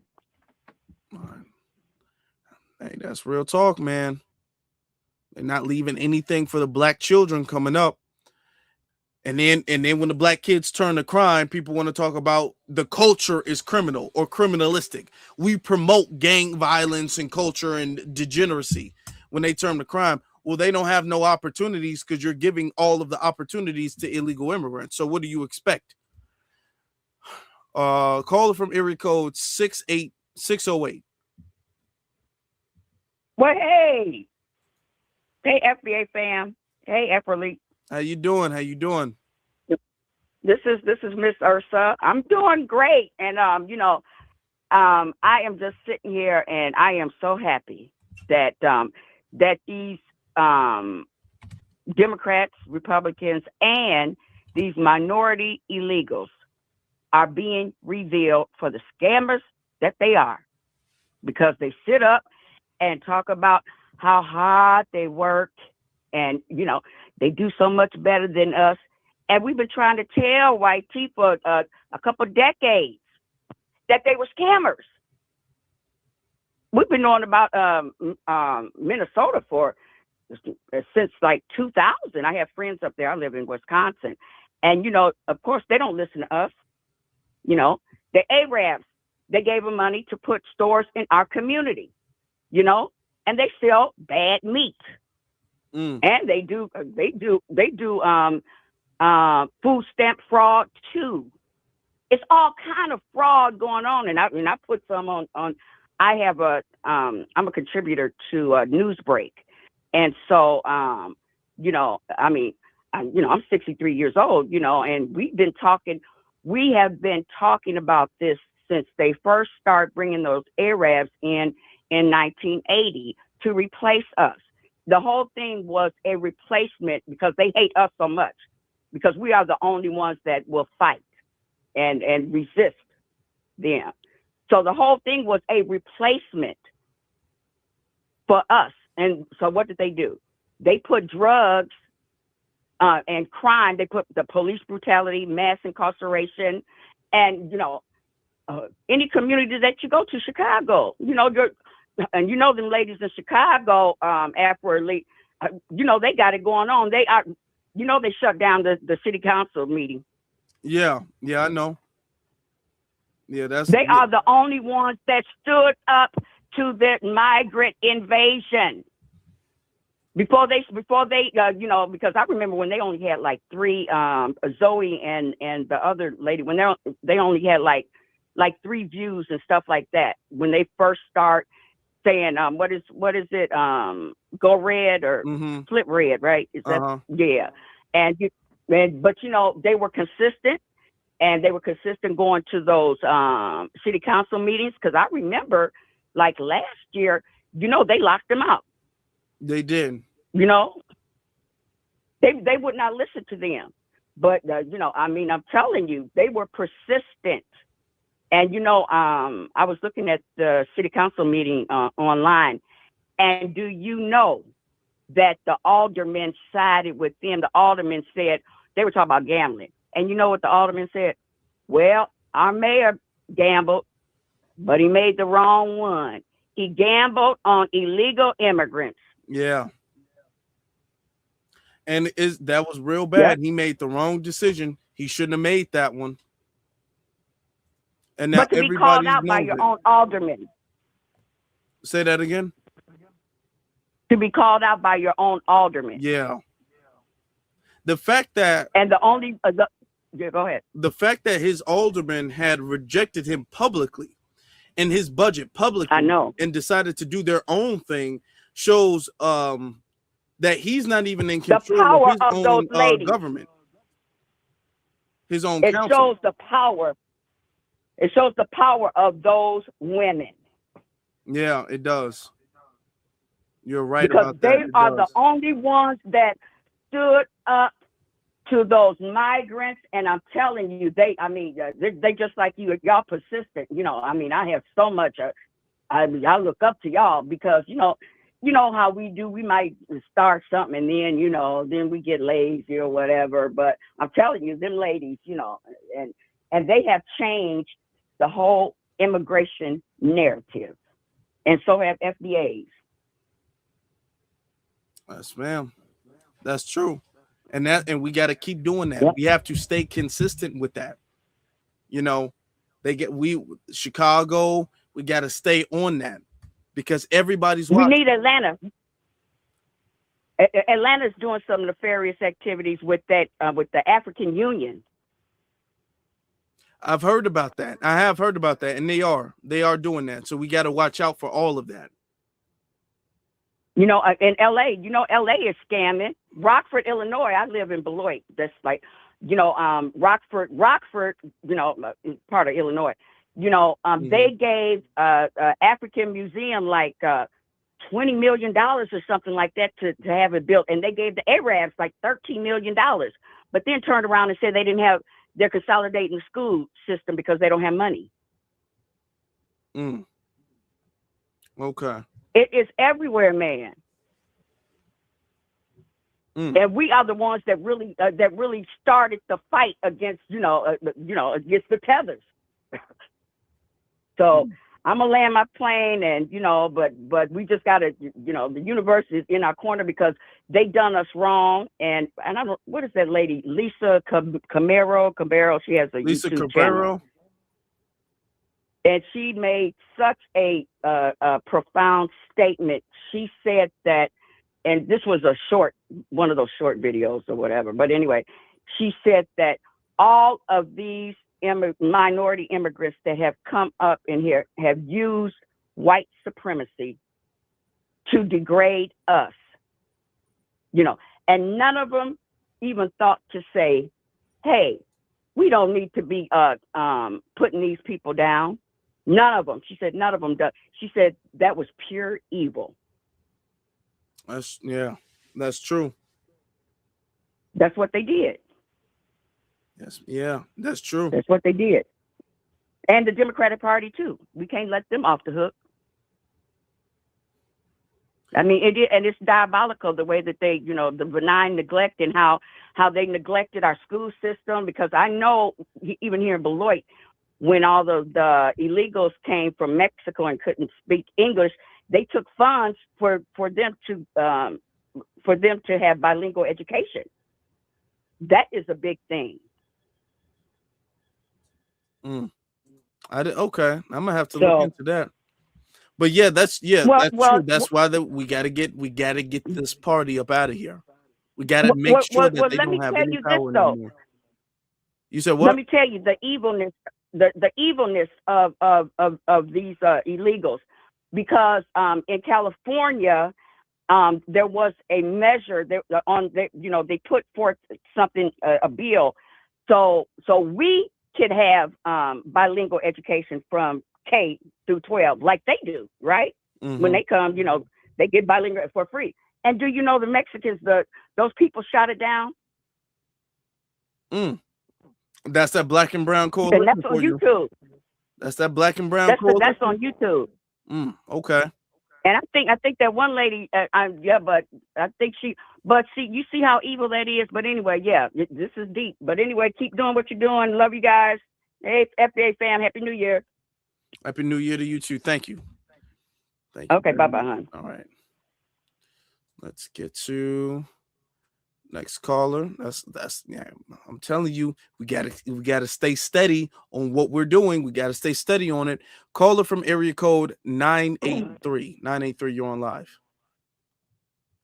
Yeah, this is Jesse Paris, aka Chain Chroma out of Denver, Colorado. What's on your mind, brother?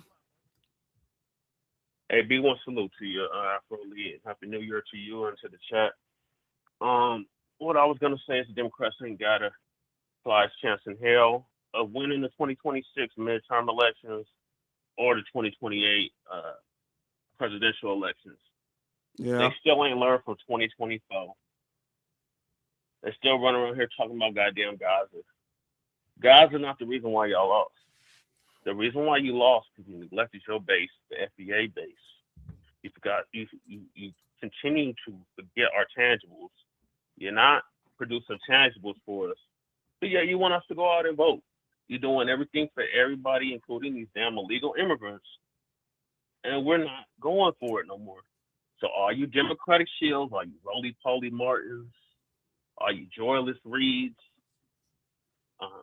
I can't wait for roly-poly Martin to get the boot.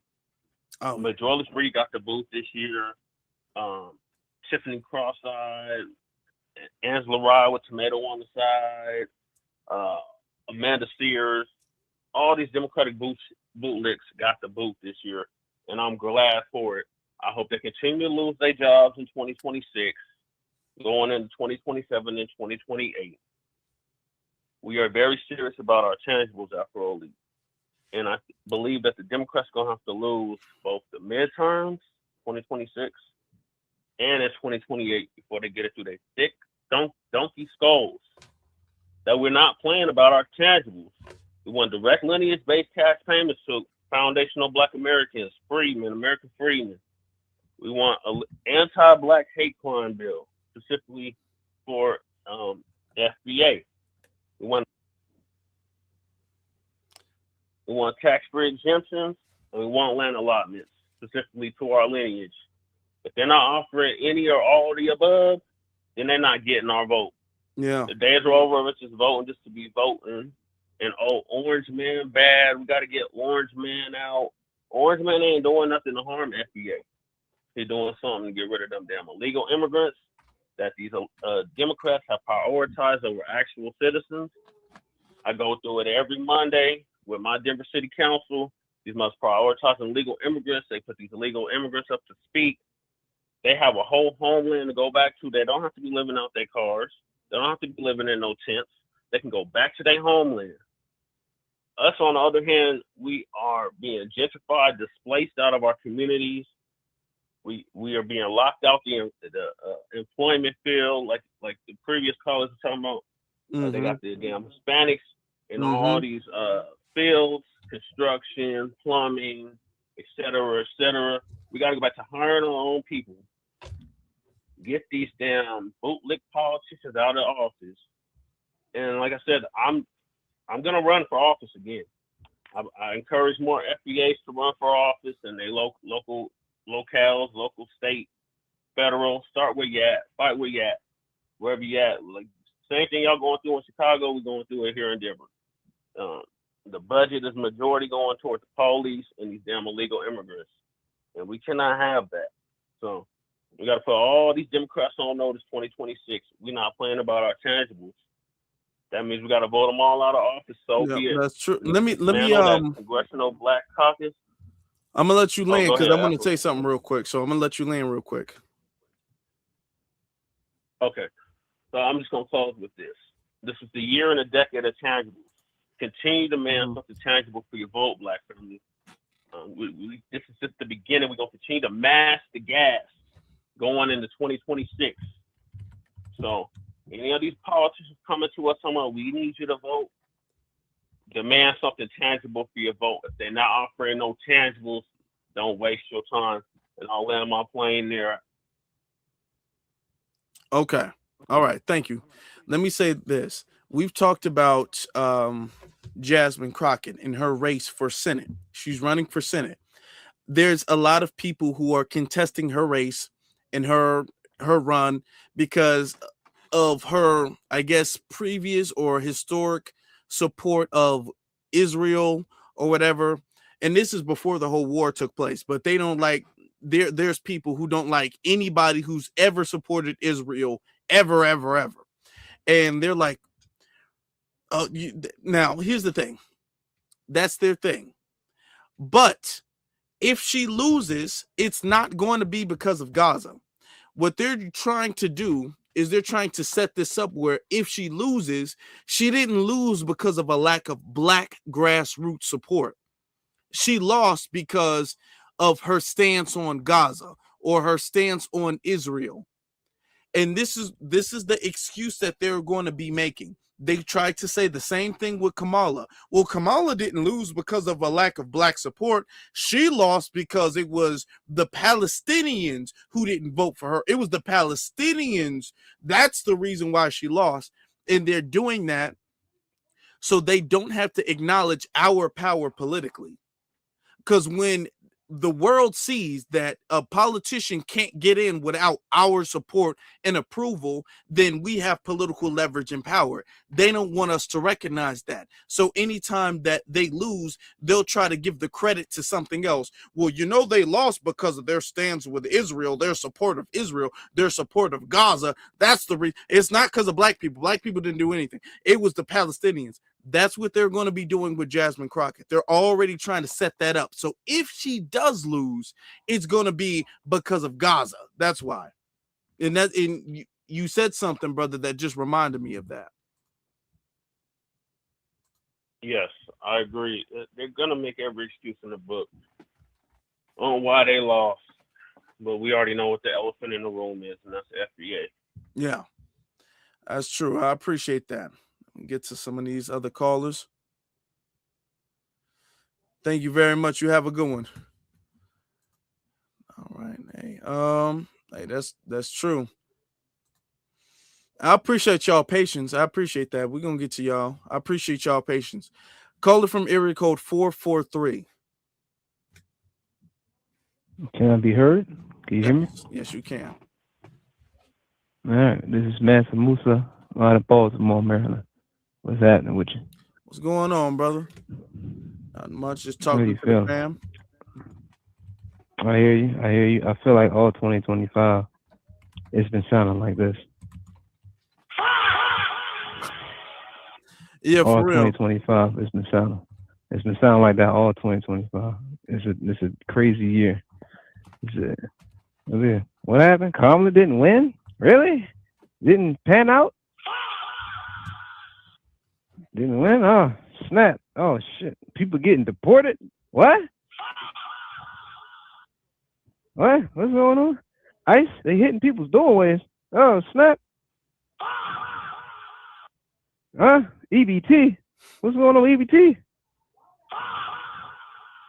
Just all year, straight blasphemy. It's just, I think what's happening is people are getting a wake up call. I don't think the Democrats understand what's going on. I don't think the Republicans understand what's going on. They're even seeing that from their own president now that the president is doing what he's doing. You can't be saying that you're America first and giving all your money to other people. You know, that's kind of like, yeah, can't be doing that. That's kind of Argentina. You giving Argentina, how much they give Argentina? 40 billion for some meat products, something like that, if I'm not mistaken. And then they gave Venezuela some money, but then they starting to bomb Venezuela, which is kind of weird. And then they over there bombing Nigeria, and apparently there's some individuals from Nigeria, not all. There are some individuals. Let me put that out there because people outside of this live like to twist words. You know what I mean? People that's not in the chat, not the chat family, but people outside the chat, they like to twist words. So not all, but some individuals from Nigeria said that that's a good thing for some reason. I don't know if that is a good thing. If they're going after the so-called terrorists in Nigeria, then fine, whatever. But I'm not saying it's good either, but we don't know. America is known for saying one thing and doing something else. That's all I know. So you know what I'm saying? It's a good thing. It's not looking good on y'all end because it's starting to think that y'all weak. Y'all don't. It don't seem like y'all really care for your country. And I'm not saying it's all of you. It's not all. It's some, not all. But it's looking kind of weird. So that and what else happened this year? Oh, homeboy Zelensky. Zelensky came over here. He thought he had something going on. Guess what happened to him? He tried to run his game. He tried to run game as if Biden didn't give him $40 billion, and then got on television and told us, "Thank you for giving us $40 billion."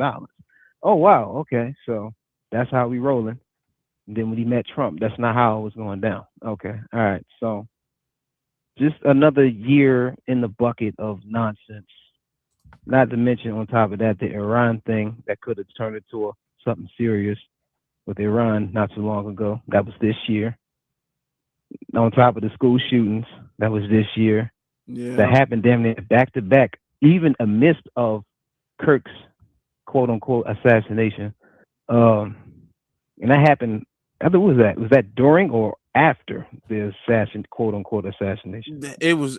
I don't know because I think the whole assassination thing that happened in the morning. So I think it was during. I think both of those things were happening at the same time. Right. So while that was going on, they're trying to throw black people under the bus for something that we had nothing to do with. And even when they did find out the guy who it was, they labeled him as being transgender. He was, who cares? He did it. Do you have him in custody? First, it was supposedly an old man who did it. Then they found out it was this guy who did it. They didn't even know who did it. I'm starting to think it was an inside job. Listen, that's up in the air. My tinfoil kufi is on. Whatever. Anyway, the rest of this year has been very shaky. Very shaky. Politically speaking, it's been very shaky. If they keep going in this direction, it's only going to get worse for either party, honestly. Either party, especially the Democrats. Especially the Democrats. You talking about AOC? We haven't heard from her since. Exactly. It's quiet. We haven't heard from her in a while. We haven't heard from Kamala since she lost. Now she's popping back up. We haven't heard from, you know who we haven't heard from? None of the, I don't even know if they're still in office. We haven't heard from what's her name? We haven't heard from Clyburn. We definitely haven't heard from him in a while. We haven't heard from Clyburn. We haven't heard from Stacey Abrams. Maybe she's moving quiet. I don't know. We haven't heard from her. We haven't heard from we heard a lot from Jasmine Crockett. She talks a lot. We haven't heard from who was another one that was on the list. I can't think of them at the moment, so I'm not going to take up too much time on that. But we haven't heard from a lot of people. They've been disappearing. So as far as politically speaking, 2025 has been pardon my French, a shit show, so to speak. So politically speaking, this whole year has been, and that's pretty much it. That's pretty much it. We'll just have to see what 2026 has in store for the people of America, specifically Black Americans, specifically foundational Black Americans. Yeah, but let me get. I'm because gonna let you land this year. Yeah, I was about to land with that. Actually, this year's been about us, and we're just gonna have to see what's in store next year. So, peace to y'all, peace to the chat. All right, peace to you, brother. Be one. All right, Black first. All right. Boy, okay. Let me just yeah, we ended the year off. We're talking to the family, letting the family express themselves. But we are gonna, to be fair for everybody, we ain't gonna be able to have like long calls like that anymore. I want to be fair to everybody because I see people calling and dropping off. So to be fair to everybody, we're gonna keep things, I'm trying to give a little bit more time because it's the end of the year. So I'm trying to really like give it more time, but I do need to, we probably might have to go back to the rule to make sure everybody get enough time to speak, So caller from area code 571. You're on live. Good evening. I'll be brief. If Kamala Harris comes out, we have an 8.3% unemployment rate in the Black community. And I see the Black women are complaining that they are really being opted out of the employment sectors. If Kamala Harris comes along and states that she'll get rid of DEI, I'm wondering if Black women will kind of like get off code and really vote for her, even though even though she said out of her own mouth, don't expect me to do something specifically for Black people. That's the first point I would like to ask you is, do you think that Black women would overwhelmingly vote for her? And the second point that I would make, since we are foundational Black Americans, if the U.S. were to confiscate some African resources forcefully, and we have brothers and sisters in the armed services, would you advocate that they take part in that? Because after all, their allegiance is to America because they're foundation Black Americans. And finally, and my last point is, we don't really need any more ideas. John Henry Clark told us what we need to do. He told us we need centralized leadership. And we've had the 7 principles of Blackness, which to me can serve as the Black code. All we have to do is enact them. We have to kind of like become unified. We have to trust each other, But those are the 3 points I want to make because I'm not going to get on the soapbox. I'm not going to waste a lot of time. The first point, to reiterate, do you think Black women would vote for Kamala Harris if she promised to get rid of DEI and incorporate Black women into the workforce? If the U.S. were to confiscate African countries' resources and we have brothers and sisters in the armed services, would you advocate that they, fall in line with the American military? And we just need to follow the dictates of our forebears, and that's all we need. We don't need any more isms or new concepts. Thank you, and have a nice, wonderful evening. Well, thank you. To answer your first question about the Black women voting for Kamala, I don't see it. I don't see it. Black women didn't show out in the numbers that she needed last time. They didn't show out last time. Kamala's she's not gonna make a stronger appeal to Black women this time. She's already not doing that. She's already not talking about Black women now. She's not going to be able to fool the black women who are going to vote for her are the same ones who voted for her last time. She's going to get that much of the population, if not less, to be honest. I see her honestly getting less black support than she did the last time. Okay. The last time was this dire thing. I see people being done. I see she's not going to get the support of the party no more. It's going to be over with. Hold on.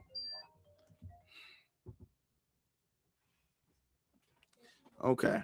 So yeah, I see it being much less. I'm not worried about that.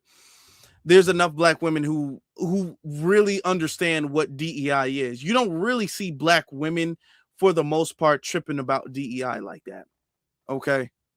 And the ones who were already voting for her anyway. You know what I'm saying? So would I support the military, like, or black people in the military going to Africa, getting resources and things of the sort? There's really not too much I support the American military doing.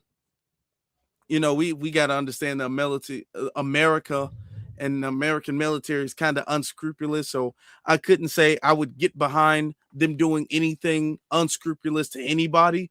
So I wouldn't get behind that. I do understand if there are FBAs who are, you know, a part of the military and they just fulfilling their assignment. I wouldn't preach against them because I understand it. But it's not like something I would throw a lot of support behind, because I wouldn't throw support behind the intent of the American military. And I wouldn't throw support behind that because I know whatever the American military does, that benefits itself, whether they're doing it in Africa, in Asia, in Europe, whatever. It's not like that's going to trickle down to the black soldiers anyway. There's already so much mistreatment of black soldiers in the military anyway. So the American military is not something I really throw a lot of support behind personally. I mean, shout out to the black soldiers, but I just know how much they get mistreated. So I don't really I've never really thrown a lot of support behind what the American military does. Let's get to caller from area code 214. Excellent. Hey, this is Jay here in Dallas. Afro Elite, how are you, brother? I'm good. How you doing? All right. It's a real honor, pleasure to speak with you. First of all, shout out and say thanks to you and all the new black media. You guys are awesome. I learned a lot listening to you. I'm a recent subscriber. Okay, so I'll be quick. I'll land my plane quick. So I have a suggestion. I think for 2026, we need a major power move, because you guys are doing so much with the education piece. It's excellent. But I think that we need to act collectively to make a major power move so that the dumb politicians we're trying to push don't think that, we're just about a lot of talking stuff. So I think the thing we need to do is go after these horrible, phony, worthless, quote unquote, black politicians, specifically the CDC, which are just charlatans, just abusing our name, and target someone to get rid of them. Now, it's not going to work to go after, one of these charlatans like Maxine Waters, because she's in a district where we're not electing her, right? It's primarily non-FBA that are electing her, so we can't do anything. But what I'd like to see happen is more education around some of these CBC members where they're primarily black districts, like Mr. Claiborne, and see us, move collectively to even pick a candidate. And I'm in Texas, I'm not there, but, all of us from around the country, choose a candidate that we want to run to represent us as an FBA candidate, and get rid of, these corporate worthless Democrats that are doing nothing for the FBA people that elect them. So that's my suggestion. Let's educate, let's get together and actually pick a candidate and make a power move, put some money into it, and actually displace one of these corporate candidates so that they can see we have power. So I'm landing my plane. Thanks for letting me talk. It's a pleasure talking to you, bro. Appreciate that. We do need to get our own grassroots candidate. Now, just before you go, you are FBA, right? Mm-hmm. Oh, most definitely. I'm Okay. sorry. I know I don't sound like it, but yes, I definitely am. I'm just yeah, because the chat I room have, was asking, so I just wanted to sir. get that answer. Yeah, no problem. Yep. Yeah, I have long root. My family comes from the southeast, North Carolina, Georgia. I'm in Dallas, but my family's from the southeast. Sorry. Okay. Yeah. So, but yeah, I'm definitely FDA. And again, I like to see is the CBC is really messing us up now because we're electing all of these quote unquote black candidates, and you know the deal with them out there screwing us out. So I just think we need to make a power move. If we could, find someone to back, and then all of us from all over the country get rid of somebody like Claiborne, that would just show the Democrats we are not messing around. Yeah, we do need to get our own black grassroots candidates. That's true. That's true. Yeah, I appreciate. And there's enough money. If we could target a district, I don't have a problem, contributing some money. And if we get whatever 5,000 of us to back that person to kick one of their candidates out and put one of our guys in, that shows power, my friend. That's true. Yeah, that is. We need to get our own folks in there. Yeah, but again, we got to target a district where we have the voting power. It's not going to work like for somebody like Maxine Borders. It's mainly Hispanic district where she is. I think Jasmine Crockett said she's gone, but I think her district is primarily Hispanic. But we do need to target one of these sellout Dems that are, one of these sellout Dems that have a primarily FBA voter base and back our own candidate and kick these corporate Dems out of office. So there you go. I'm done. All right. Well, thank you for that. Mm-hmm. All right. Yeah. Take care, bro. Yeah. You too. Boy. Chat room, y'all just clowning, huh? Chat room, y'all wasn't giving them a break. Y'all saying, no, this is too much. His voice isn't seasoned enough. His voice is not seasoned. Okay, all right. Hold on. I'm multitasking right now, doing stuff on my phone and doing stuff there. Boy, the chat room don't be letting nobody slide. Oh boy. Trying to tell you. Okay, but we do need black grassroots candidates. I mean, that is true. That is true. We do need some black grassroots candidates. Okay. That's true. So caller from area code 786. 786. Okay. Yeah, how you doing, Foundation Black America? With this reparation and everything that's going on, I understand that they filed in a couple states for reparations, and I just believe that the state doesn't have enough money to pay our reparations. Therefore, because the feds fund them. Therefore, I feel like we should fast forward this and collectively file in the district courts, along with the bills with the representative of each state, because I don't see reparations anywhere on the table. When I look into the government aspects, the district courts, because Trump, he stated it about reparations when he first came into office and a little bit before when he was campaigning. And I feel we should make him stand on that before he get out of office. Understand? Because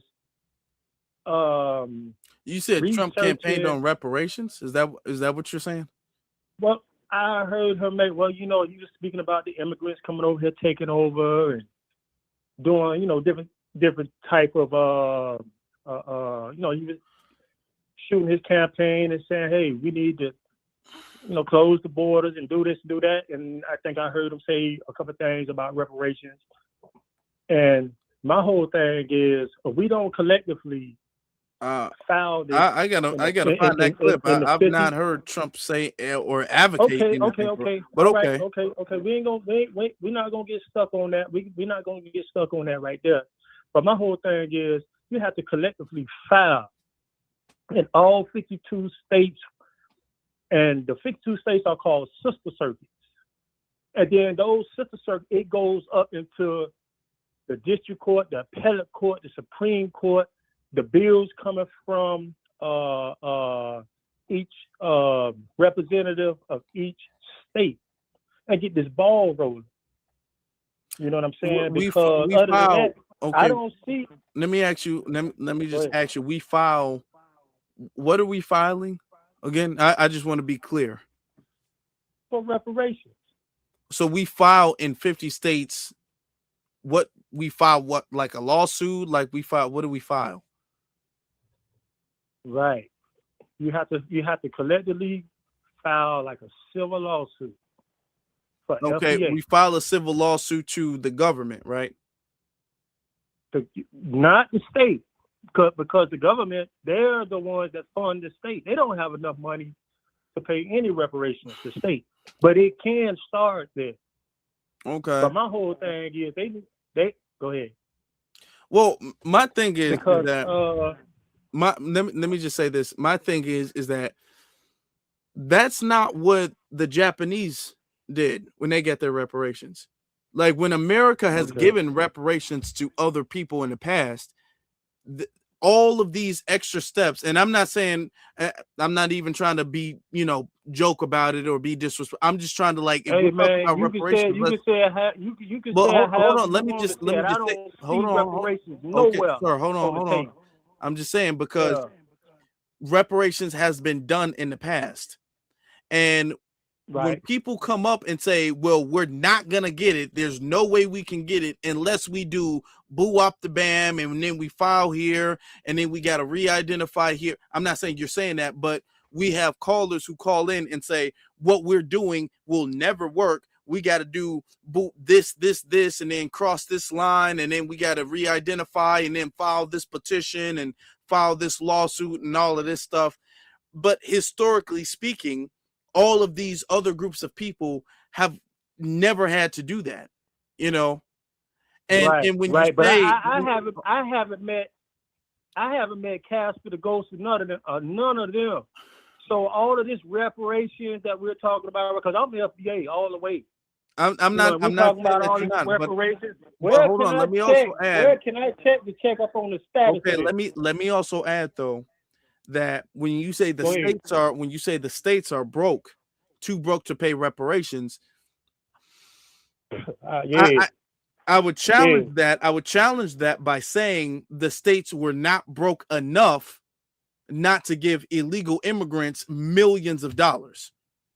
Illegal immigrants have come funded by the out of nowhere, and the state government has given them millions of dollars. This is why certain states are in a deficit, like the state of Illinois, or at least the city of Chicago. You've had California, you've had New York, you've had pretty much everywhere they've done that. So cities and states have been doing that. So these states do have money.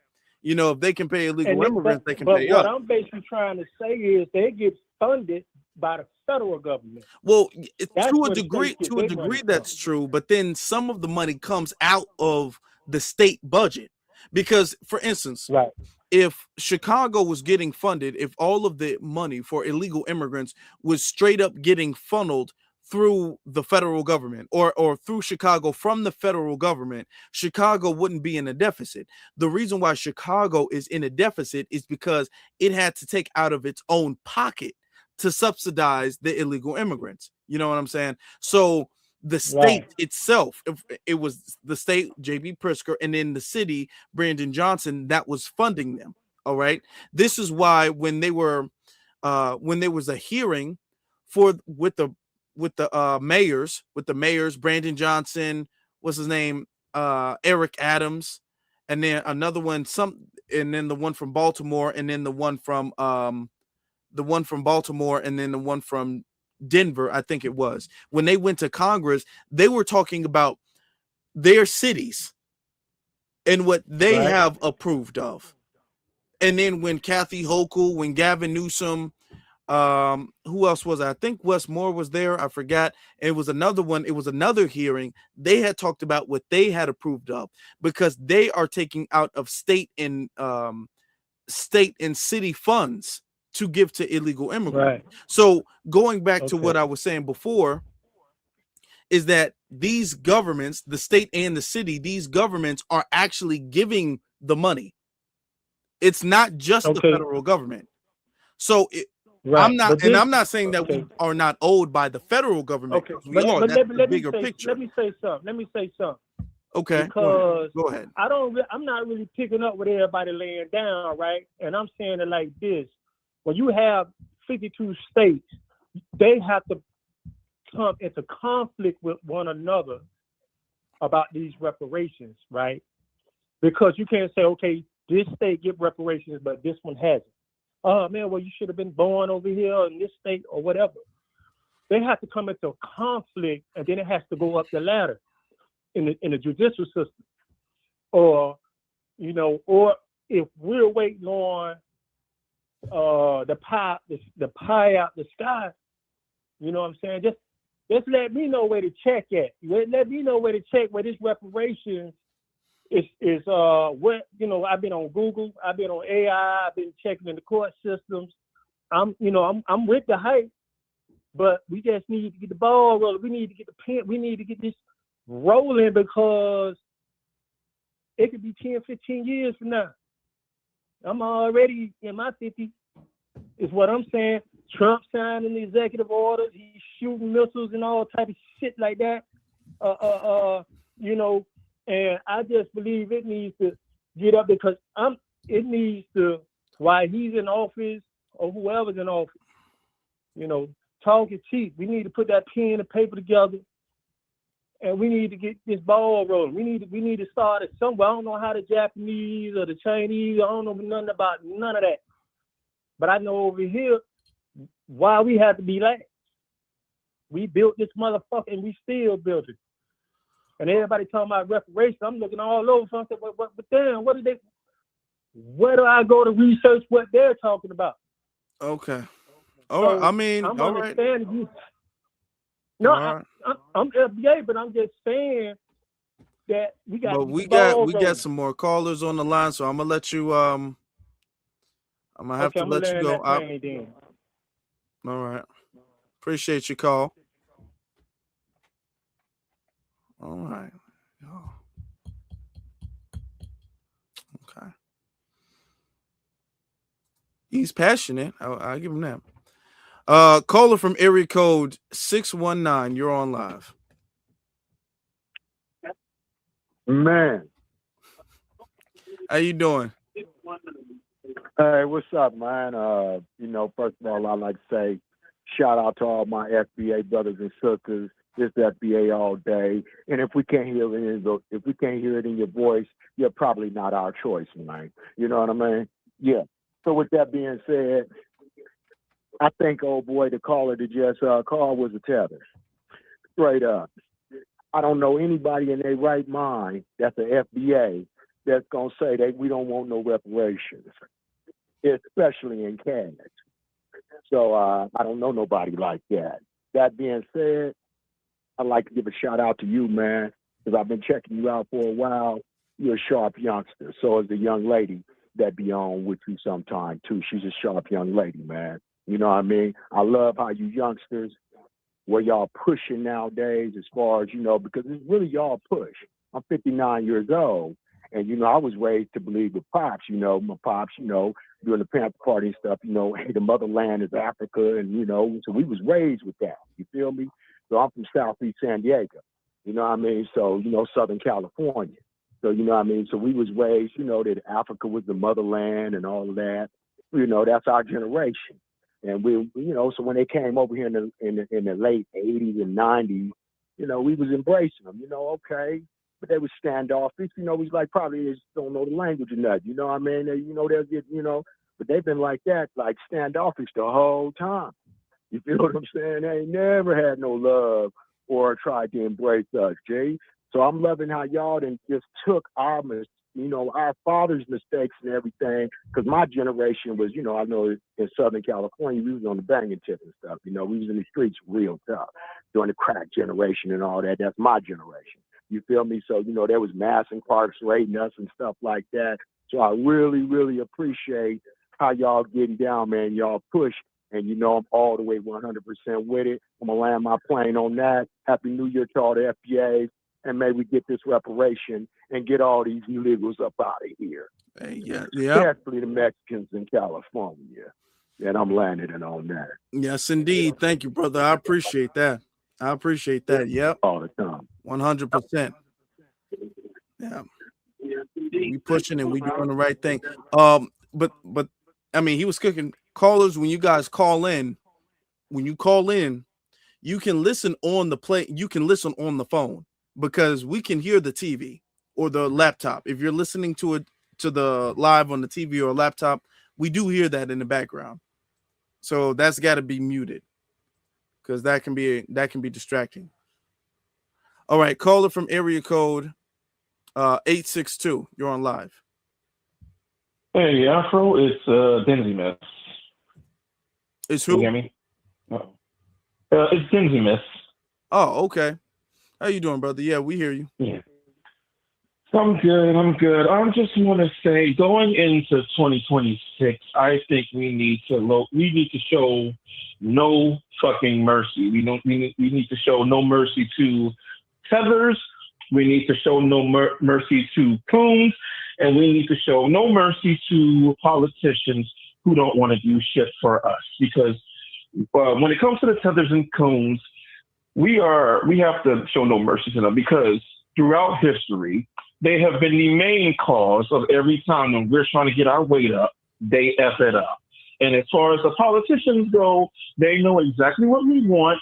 And if they don't give us what we want, which is reparations and other empowering things towards our lovely lineage, then hey, we can't vote for them. I'm pretty sure you can agree. I'm with this. I will let the Democrats crash and burn before I ever vote for non-tangibles. And that's it. B1. Mm-hmm. Like first to you, a lot of people have questioned our stance on the couch, and you guys know I've made a very unapologetic, unwavering stance on the couch. And people like, what do you mean? We should never vote? No. Nobody is saying when we talk about can we get some couches in the chat room? When we talk about the couch, it's not about never voting. It's about what this brother's talking about. It's about voting for something. And what we're doing by voting for the couch is saying that we understand the value of our vote, and we're not going to allow our vote to be taken for advantage. We're not any longer going to allow you all as the Democratic Party or the Republican Party, any party, to use us any longer. Okay? If y'all want the vote, put something on the table. If y'all don't want to put none on the table, and when I say put something on the table, put what we tell you to put on the table. Don't just throw something out there. Put what we tell you to put on the table. If y'all don't want to do it, cool. But y'all not going to get the vote. That's all we saying. When we talk about the couch, that is us acknowledging the value of our vote. And we are acknowledging that and saying we are not going to give this away because you feel like you're the lesser of two evils. All of that's over with. That's done. That's over with. Okay? Ain't no more the lesser of two evil stuff. Ain't no more if you don't vote for him, that's a vote for him. Ain't no more of that. Ain't no more gaslighting, fear mongering, nothing like that. Ain't no more telling us to wait for later. You're going to get us in the midterms. You're going to get us next time. Ain't no next time. Ain't no, it's this time. You want the vote this time, you better do something this time. That's it. All right. That's it. Caller from area code 412. You're on live. Hey, what's up, bro? How you doing, brother? I'm good, man. I'm good. I've been sitting back listening to your live stream, man, and I gotta say I'm impressed. For a number of reasons, but mainly because you're bringing up the FBA topic in a very wide range, and I love that. And I'm just going to say, from being an FBA member myself, and I'm just one autonomous black man, just trying to have a moment, and I wanted to share a few things that I thought the community could use, if that's okay. Okay. All right, first thing, I love the flags you have, you got in the background. Those are unique. I'm familiar with one, and that's the black, red, and gold one. I have that myself. But the other one, I also love and respect.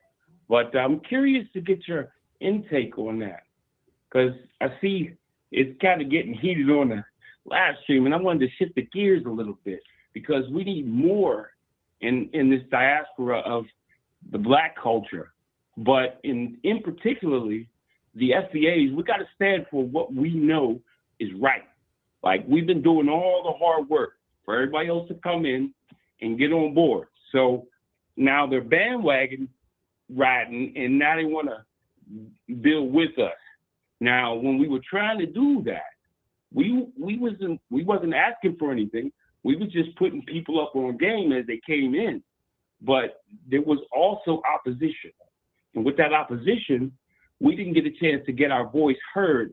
Now everybody's getting that FAFO. You feel me? Uh-huh. So what I'm really getting at, and I know it sounds a little sporadic, but I got a lot of topics I would love to kind of conversate with you with, but I know you got a lot of callers hitting you up. So I want to make sure that, one, I want to get back to the flag that you have on your left. All right, that's one of the FBA flags. It was made back in 1967, if I'm correct, March the 5th, if I'm correct, by two brothers who saw the need to have a representation of our own. That's our flag. That one right there. That's the one that represents who we are as FBA, you know. Okay. And being foundational, they don't understand the plight until now they're starting to see some remnants of it. But our family. Let me ask you a question. Let Sure. me ask you a question, Sure. though, real quick. Do you have a problem with either one of the flags? No, actually, I don't. I think they represent us in a very Okay. strong and united way, because, one, I'm American. I don't like being reflected as something else. Okay. Now, regardless of I have what you want to okay. label I got you. Let me ask you another question. You said that you were an FBA member. Yes. What does that mean? What is an FBA member? What that means, okay, what that means to me, and the reason why I made it that as a statement, was because as a member, that means that not only I, but my entire family has lineage here long before 1776. Okay. If that makes Well, sense. let me clear right. hold on, let me clear something up though. Because FBA Sure. is a lineage. It's not like a group or organization or No, ideology and again, so I'm like only speaking about my personal lineage. yeah, and I know, but when you say member, you can only be a member of something that's one of those things. A member of a group, a Oh, member of I see what you're saying. you know Okay, what I'm saying? so So all right, I got what you're saying. yeah, okay, all right. All right, no, bro, I get what you're saying. Like, because if we're presenting this to the people at large, the family at large, right? Okay. And I'm gonna land my plane on this one. I'm not trying to come across as like separating myself. I'm just aware of the fact that when people speak about people like myself and others who are a part of a group that's being ignored, if that makes sense, and we're finally getting a chance to have a voice. So we're all trying to still make sense of the nonsense, if I can make that clear, because it's better to try to at least speak on it and at least get feedback. So that way, if I'm saying something wrong, I'm okay to be corrected, because that helps me learn better. And we all need to be able to do that. So in this case, okay, I'm FBA. Now, saying as going forward saying I'm a member may not necessarily fit the narrative that I'm speaking into, like right now, because it's more so a format that I'm trying to just share. You feel me? So I get what you did, and I appreciate how that could help what we're trying to do, because I, like you, want to bring more to the culture and reveal some things that we were unaware of, because there's a lot of stuff that we're still finding out as of right now. So that being said, I'm going to land my plane with that, and I appreciate you, brother. All right, I appreciate You're you, doing brother. good things, and I'm gonna stay informed. And from this point on, I want to try to keep a dialogue going, because I like what you're doing, and you're inspirational for real. Because I want to do some kind of content like this too, because I think it really is. It's gonna help us in the long run. I have children, I have grandchildren, and I want to make sure they get a chance to build on the information that's coming in. Because before we didn't get this, we got it now. So we need to work on that. So I'm gonna let y'all go and do that thing. And I appreciate you, man. Thank you, and stay up. You too, brother. All right.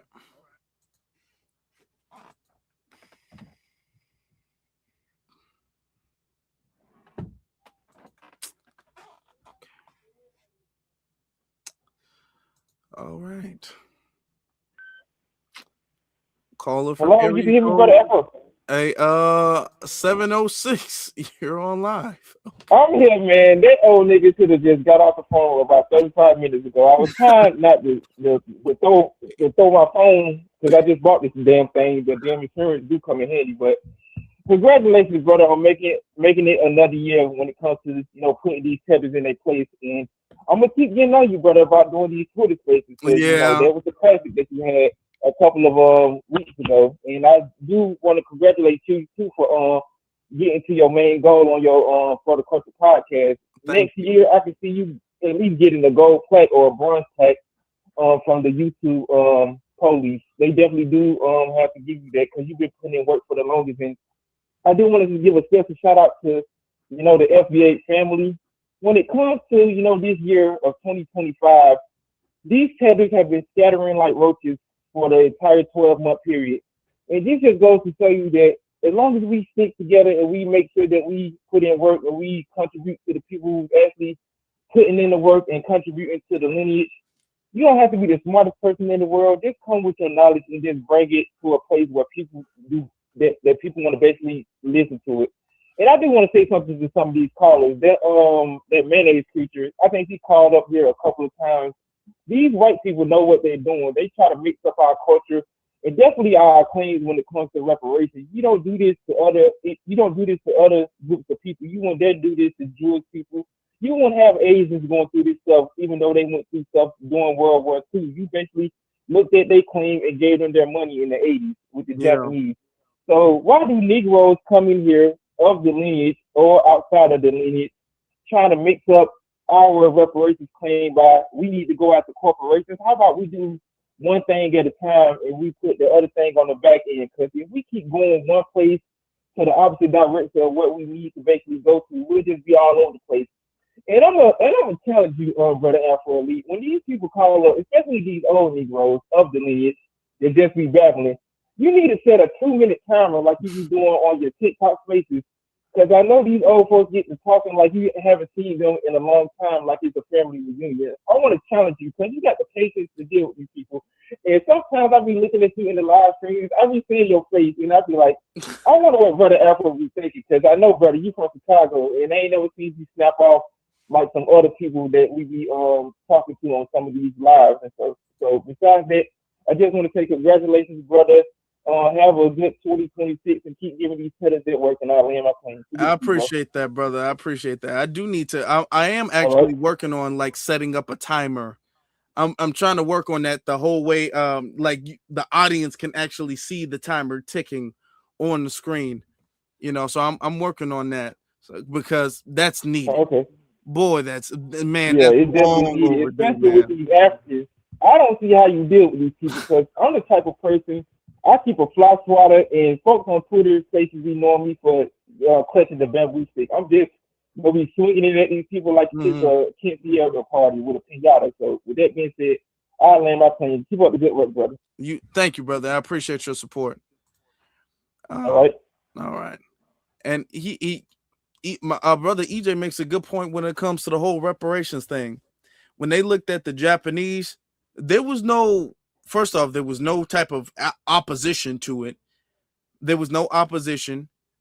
They didn't have no hearing where they had people who are anti-Japanese reparations like they do with us.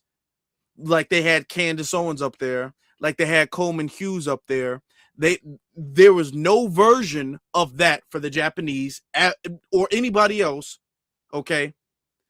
There was no protest. There was no need for no HR 40. There was no HR 40 for the Asian community, for the Japanese community. None. All right. There was no long drawn out thing where they need to bypass the filibuster, all of these things. It was not complicated. All right. For us, we got to be at all 52 states and then sign a petition and then sign a lawsuit. And then we got to wait till the first of the month and all mail it in at the same time. And it's all of this extra stuff. Come on now. Let's make everything as simple as possible. All right. Let's just, all we got to do, because clearly reparations can get done without all this extra stuff. It's just they're not doing it. So we just need to hold their feet to the fire. All this extra spy, this, come on now. Come on now. We're not doing that. Caller from area code 708. You're on live. Yo, what's up? It's Brother Shango from Chicago. Peace, Afro. Peace to the family, man. FBA strong in the building. I just got to say on the reparations piece, brother. A lot of these cats, I think they mean well, but they get confused on some things. You feel me? We can chew bubblegum and walk at the same time. True. We don't have to just fixate on, oh, well, we all need to do only this. No, man. We're human beings. We're intelligent people. We have a long history of doing a lot of great things. We can do multiple things at one time. So what they're arguing for is like reparational government things and whatnot, where we go to the government and we get this and get that. We need to be setting up things on top of what we're doing with the reparations movement, with institution building, tribal jurisdiction building, things of this nature. But that doesn't mean it's exclusive. We can do all these things at the same time. And we can have different people doing different things. And I'm sure people are already doing that. You know, so I think we need to kind of kill this defeatist narrative that we have, some of us, where they say, oh, we're not doing this, then we're not doing anything. No, that's not true. You don't know what people are doing. You can't tell some brothers and sisters that this is the totality of what we need to do when it's not the case. Like there's 1,000 ways to skin this cat. And America's going to give us the bread in some form or fashion. We're going to make them do it because we made them do it before. So we can do it again. You know, there's things we can do. So I'm not going to belabor that point, but I do want to say with some of the old folks too, I'm not saying they need to take a back seat, but they need to take a back seat. Like, out of respect. True. Out of respect, out of love, because, my bad, bro. Go ahead, bro. Yeah. And that's why I said before, like, I feel the passion. Some of these people, first off, some of these people I feel like are undercover agents. And then some of the people are like, I feel the passion. I feel that they want what's best, but they don't have the answer. And I feel like they like, ooh, I got an idea. I'm like, no, that's not gonna work. That it's not gonna work. And as you said, you can chew bubble gum and walk at the same time. Now we understand that the United States federal government owes us reparations, but we are also owed individually by the states. I do believe that firmly. There's no reason why we can only focus on one. Why focusing on the states is abandoning the debt that's owed by the federal government, or vice versa. You know, multiple people are doing multiple things. I think some of the people who are maybe of a certain age group or maybe newer to the movement, because it's not even that they're a certain age group, they tend to be newer to the conversation. They are like, hey, everybody needs to get on one single page and do one single thing and do this and this and this. And they're very outdated, you know. and their solutions don't really add up. I think that they're kind of just throwing things there, like, you know, it's really not making sense. It's a lot of plebiscite babble, to be honest with you. Yeah. A lot of pie in the sky talk. It's like, I feel you, like you said, I feel the passion, but some of the people are agents, then some of the ones who ain't, it's like you just kind of rambling, you know. We need tangibles, and you can get tangibles on a municipal, statewide level, and a federal level. So there's no reason to, we all got to join in. No, that's that 1960s, we need to fall behind one leader. No, we're not doing that no more. Yeah. We all need to be the leader. All of us need to be the leader of our own family, and then spread that out on a brotherhood, sisterhood type of thing, right? Anything beyond that, that decentralized / centralized, kind of like in between, if we're not doing that, bro, we can easily be shut down by agents. That's why they keep trying. Oh, FBA is this, FBA is a group, it's an A group, nigga. They keep trying to do that because they know once they do that, they can come in and take it over or whatever. So, yeah, F that, we're not doing that. But I will say that I lost my train of thought. God damn. Shout out to you, Afro Elite. I ain't gonna hold you too long, gang. Nice. Shout out to you, brother. That's true, though. That's true. You know, and the thing is that FBA is not a group; it's a lineage. So you're gonna have different people with different backgrounds doing different things. That's what a lineage does. I mean, if you want to start your own group of people who, and the group of people are FBA, and y'all focusing on one particular assignment, go do that. There's a lot of people who are doing that, doing a good job. Okay, but you can't expect the entire lineage to do one single thing. That's that very antiquated way of doing things in the past, where like everybody fell behind Dr. King or Malcolm X, and everybody just fell in lockstep with them, with a leader or two. You know, now everybody's kind of doing what they see best, and we are making progress. So that's what we just got to keep doing what we're doing. Here, let me end with this one more again. There's a group called the Aboriginal Republic of North America. Okay. They will teach you how to set up your own tribal jurisdiction, the Shiamru tribal government. They'll teach you how to set it up. We don't have to fall under them. They'll show you how to do it for yourself. So if you don't want to join their shit, you can make your own shit. That's what we have to do. As individuals coming together as families and building that up. Like you said, Brother Afro, we can do it in a non-old-fashioned way, because we don't get caught up if we keep doing that. But that's all I gotta say, brother. Appreciate you. Yeah, that's true. That's true. We shouldn't do it. Makes it harder. That he brought up a good point, because by us doing multiple different things, it makes what we're doing harder to stop. Think about that for a second. If we were all doing the exact same thing, they know exactly how to stop it. But because Chicago is doing something, even though it's empowering, it's different from what New York is doing. You know what I'm saying? New York is doing something different from what California is doing. California is doing something different from what Atlanta is doing, from what Houston is doing, from what Memphis is doing. Everybody from North Carolina, South Carolina, Maryland, everybody is doing something different. A moving object is going to be a lot harder to stop, more difficult to track, which is why they keep trying to put a leader somewhere. Okay? Because they want to cut the head off the snake. But the thing is that you don't see a head. It's just a whole bunch of movement, and they don't know what to cut because there's no head. There's no head of the snake. And this is why we're so effective now. Let's get to the next caller. Caller from area code 334. Yo, what's going on? FBA all day. How you doing, brother? Talk to us. Okay. Well, I want you to comment to this. I see state-funded reparations as a crash out and discrimination, because everybody who receives reparations is on a federal level.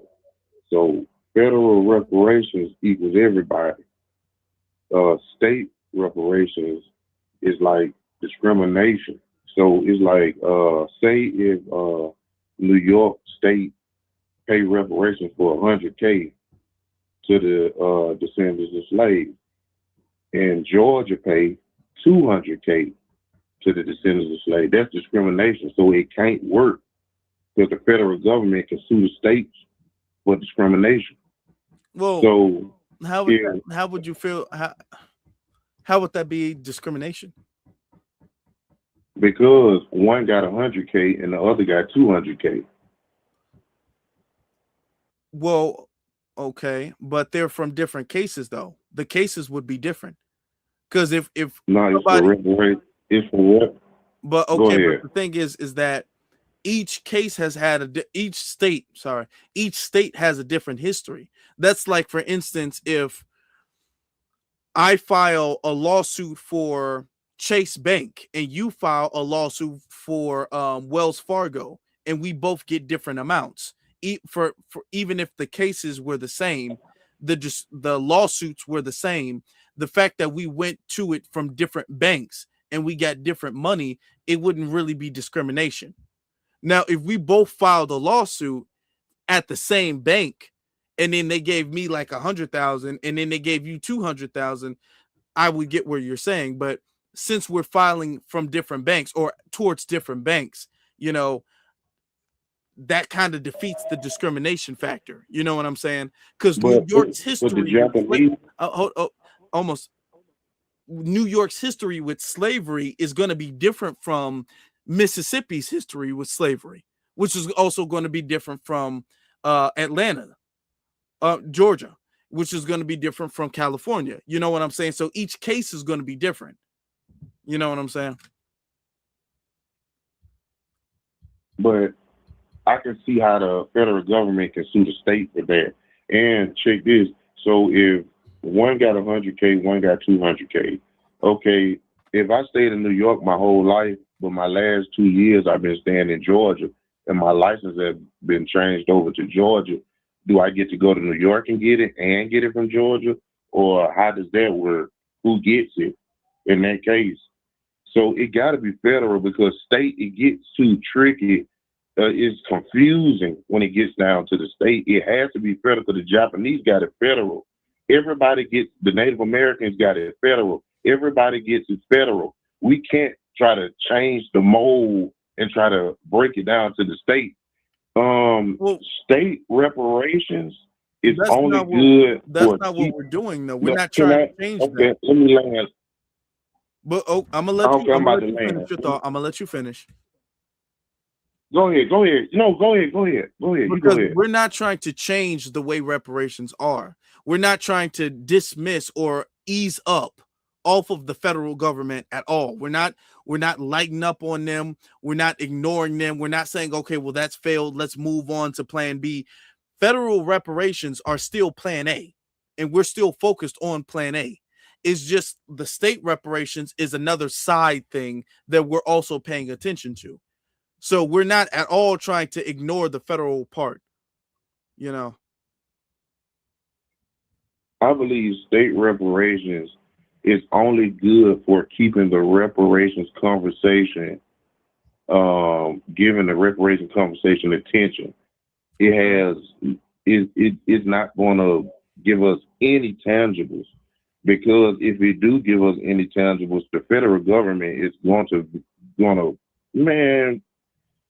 But state, but if the state passes reparations, I'm not going to deny it. I'm not sitting here saying I'm not going to take the money, but they could just pay 3 states reparations and just leave everybody else in limbo. You said they could pay 3 states who is that? That? So if they give New York reparations, Georgia reparations, and Arizona reparations, and then everybody else is just what? I mean, everybody else. This is why there are multiple.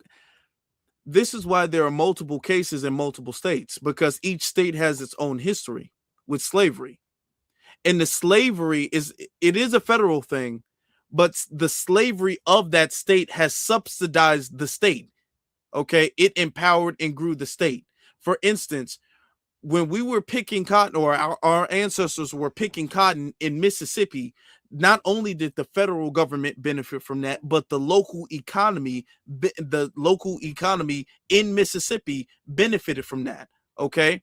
The economy specific, the state economy benefited from slavery in Louisiana, just like they did in Arkansas and Alabama and Mississippi, in Texas, you know, in New York. All of these different things, and all of these different places have different cases.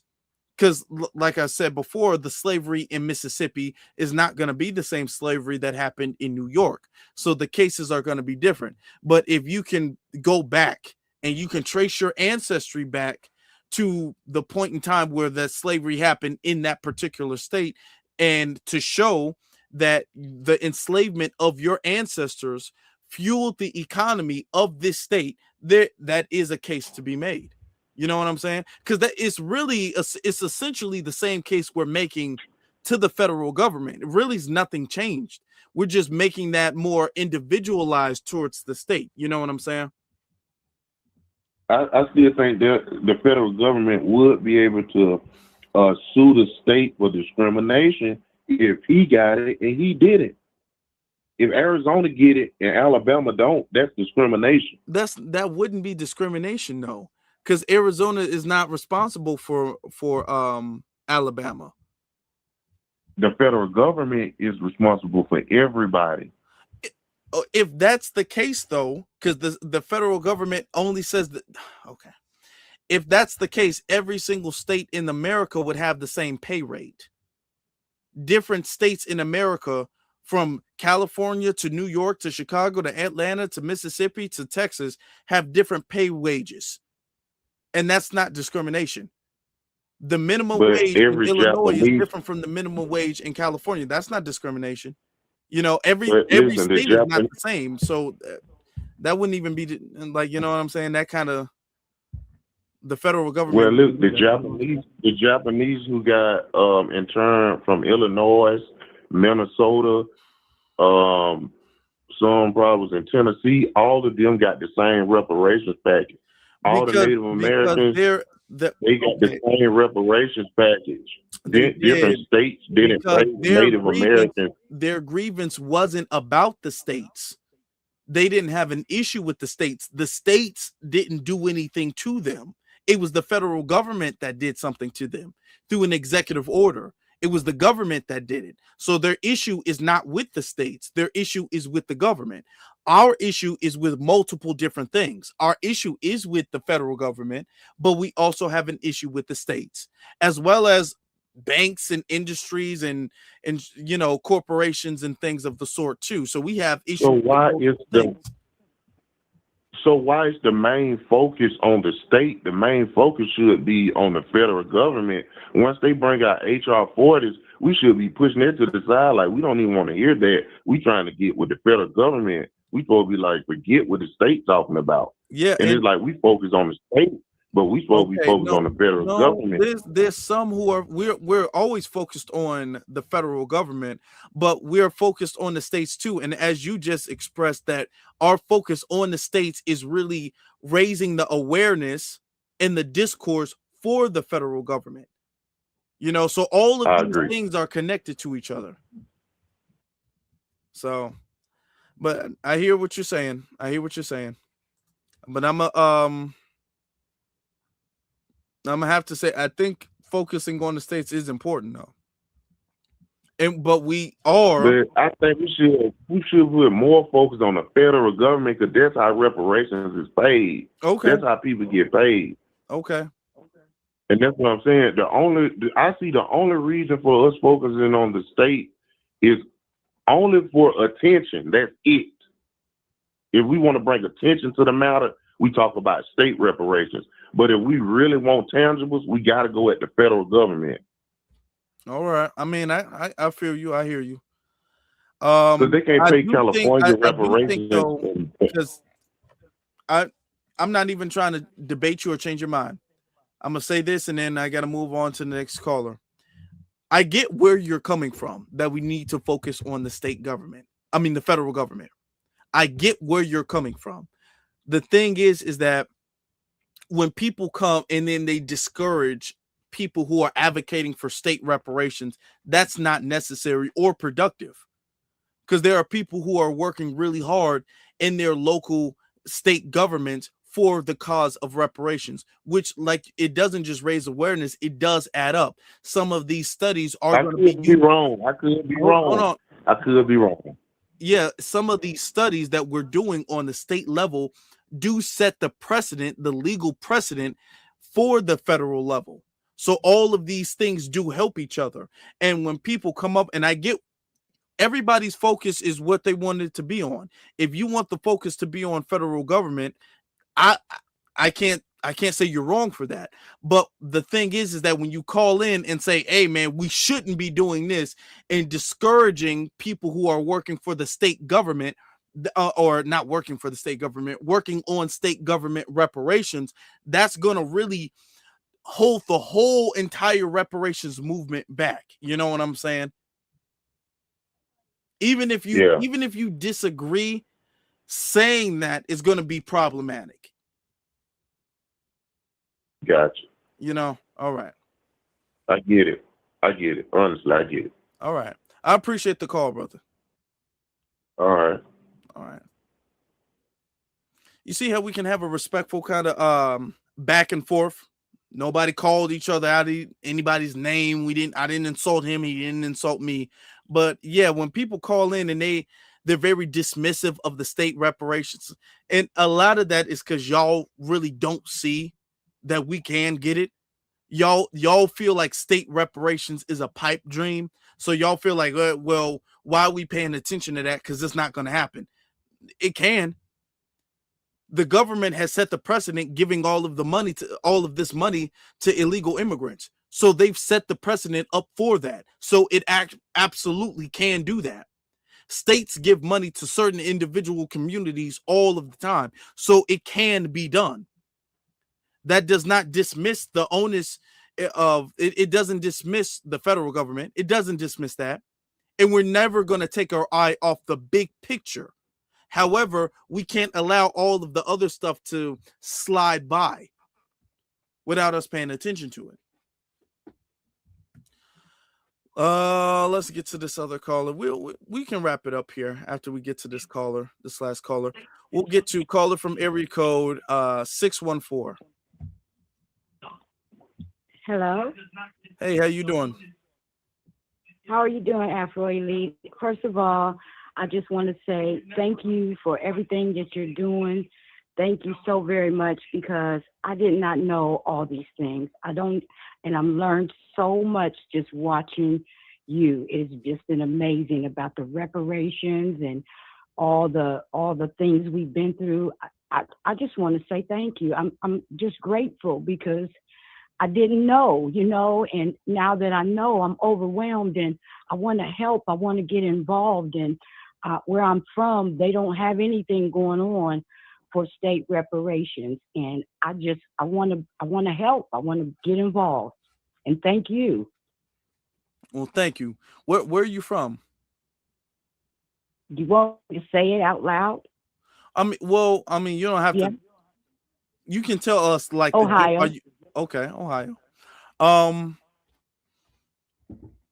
Yeah, there's probably nothing. I can't think of anything going on in Ohio. No, What I would do if I was you in Come that back to you. situation, I would reach out to people on the local level, like maybe your family members, some close friends who might think like you, and then y'all can go to different city council meetings. Like, for instance, I feel like what's going on in Chicago can show that going to your city council meeting on a regular basis does improve a lot.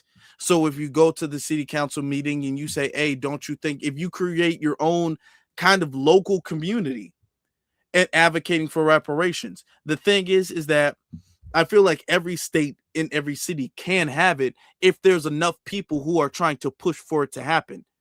Then the politicians and the elected officials, your I don't know, I don't think you guys have like aldermen, but your city council meeting or members and all of that stuff, they will have to adhere to the call of the people, but there has to be enough people to push for that.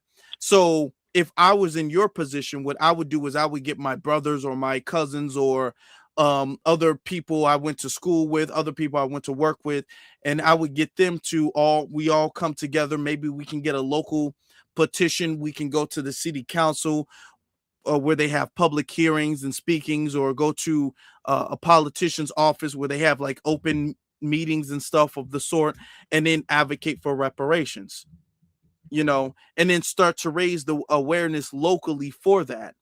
And then once the call will be loud enough, then they will have to adhere to it. Because that's the same thing they did with Chicago. That's the same thing they did with New York. That's the same thing they did with California.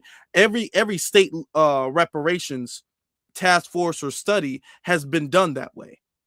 Because there's been a call to action loud enough from the people that the government had to adhere to it, or at least acknowledge it, So it can happen anywhere. Mm-hmm.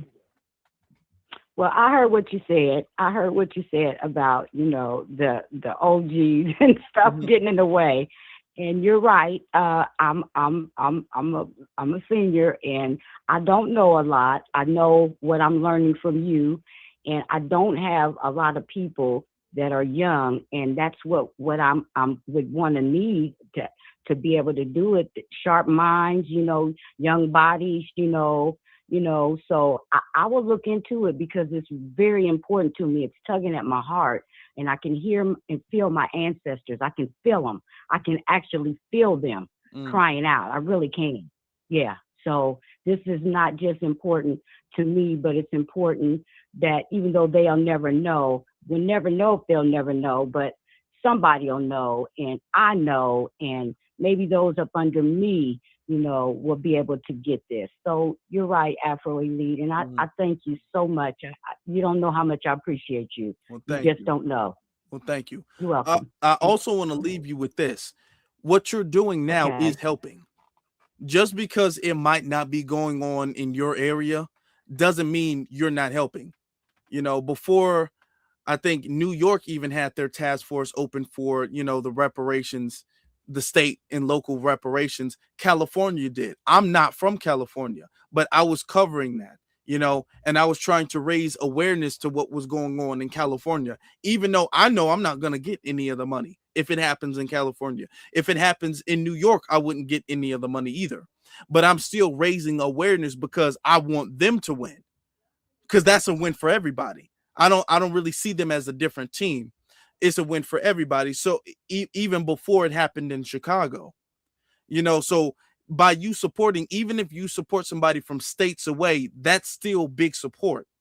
And that still adds on. It makes it easier for you in your local case, and it makes it easier for the collective as a lineage. So everything we're doing here, whether you can be listening here from Ohio or Illinois, and we can be helping California. So that's the good thing about the fact that we're connected,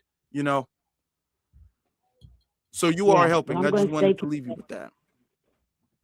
Thank you, Afro Elite, and you have a happy new year. And thank you. Well, thank you. I appreciate that. You have a happy new year too. Thank you. Bye-bye. All right, bye. That was a good way to end it. I think that was a good way to wrap the thing up. Good final call. All right. I like that. That was good. But yeah, a lot of people wonder, like, because if you're not, especially if you're not from like no major big city, right, where there's a lot of people, it might be a little bit hard to galvanize people. It's possible. Now, if you happen to be maybe the one or two people who live in North Dakota, the one or two black people, FBA, who live in North Dakota, right? It probably is, it's probably not gonna happen no time soon. I'm gonna be realistic with you. Okay, I want to be hopeful, but I want to be realistic. So in that case, the next best thing is support the closest reparations cause. You know what I'm saying? So whatever the closest, I guess, local reparations thing would be, I would support that if I was in y'all position. But I want you guys to think about it. You guys can support with the internet, you guys can support all around the country. Now, I know everybody wants their own local thing to go on because they want their own local community to get involved and get empowered. I totally get it. I really do. But don't feel like you're not participating and you're not helping, because you are. The fact that you're listening, supporting, all of that, when people donate, all of that stuff helps. Somebody said, yeah, North Dakota is rough. You can North Dakota is only like what? How many black people? Like 100 black people in the whole state, probably. I don't know, but it's not a lot of black people there. You ain't got high hopes in North Dakota. But it can be done, because what's going on in California is making it easier for what's going on in New York, and vice versa. What's going on in New York is making it easier for Chicago. What's going on in Chicago is making it easier for the next place. What's going on in that place is making it easier for that place. So every time one place rises up, it raises up the other place. You understand what I'm saying? So eventually North Dakota will get there. Eventually. As long as we keep doing what we're doing. Let me get to the super chats and the cash apps real quick from the beloved family we have. I appreciate Anna. Thank you so very much, Anna. I appreciate you very much, beloved. Thank you. And then what is this? Line is blessed. Thank you very much. And we got our good sister, our beloved sister in the chat room. Line is blessed. Thank you very much for your cash app support. And then let me get to the super chats. The super chat is going from FBA Justice. He says, is going to be very interesting to hear and see what establishment Democrat power does. Yeah, that's true. When they can't win, it's going to be interesting. As far as the Democrats is over with. What they're trying to debate is if they need a fresh new face, like Zoran Mandani, whatever his name is, Zorhan Mandani, whatever his name is. Nobody knew who he was a few years ago, and now he's the mayor of New York. So they're trying to think, do they need a fresh new face? But that's not going to work. You want somebody to run for president, you need a lot of people behind them. You don't want to just throw no random person out there and then throw money behind them. So they want somebody who has some name recognition.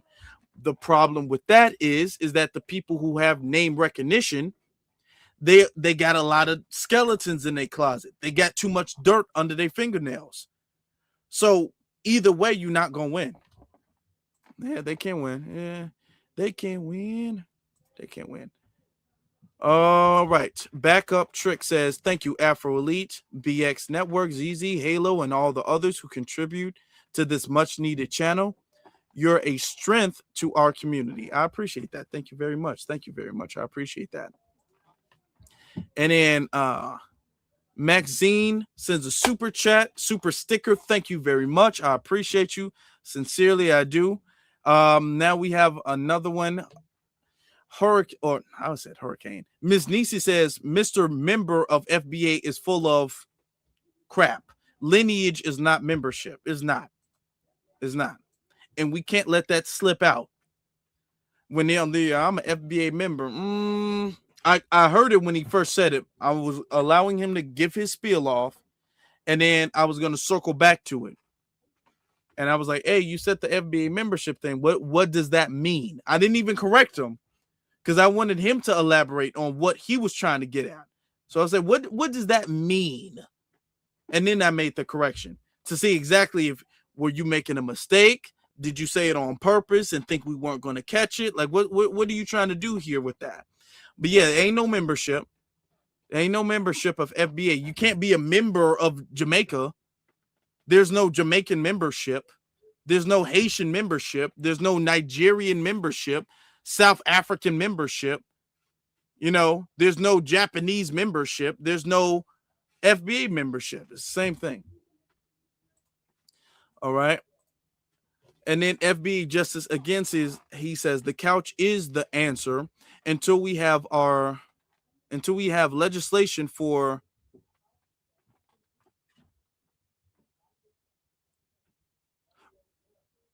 reparative economic justice on the federal level. Had to zoom into that. Okay. Sometimes I gotta, because the font is small. But yeah, we do. As far as the couch is concerned, look, the couch is going to be our answer every time, all of the time. When people are, when are we going to get up from the couch? I don't feel the necessity to get up from the couch ever. Period. Ever.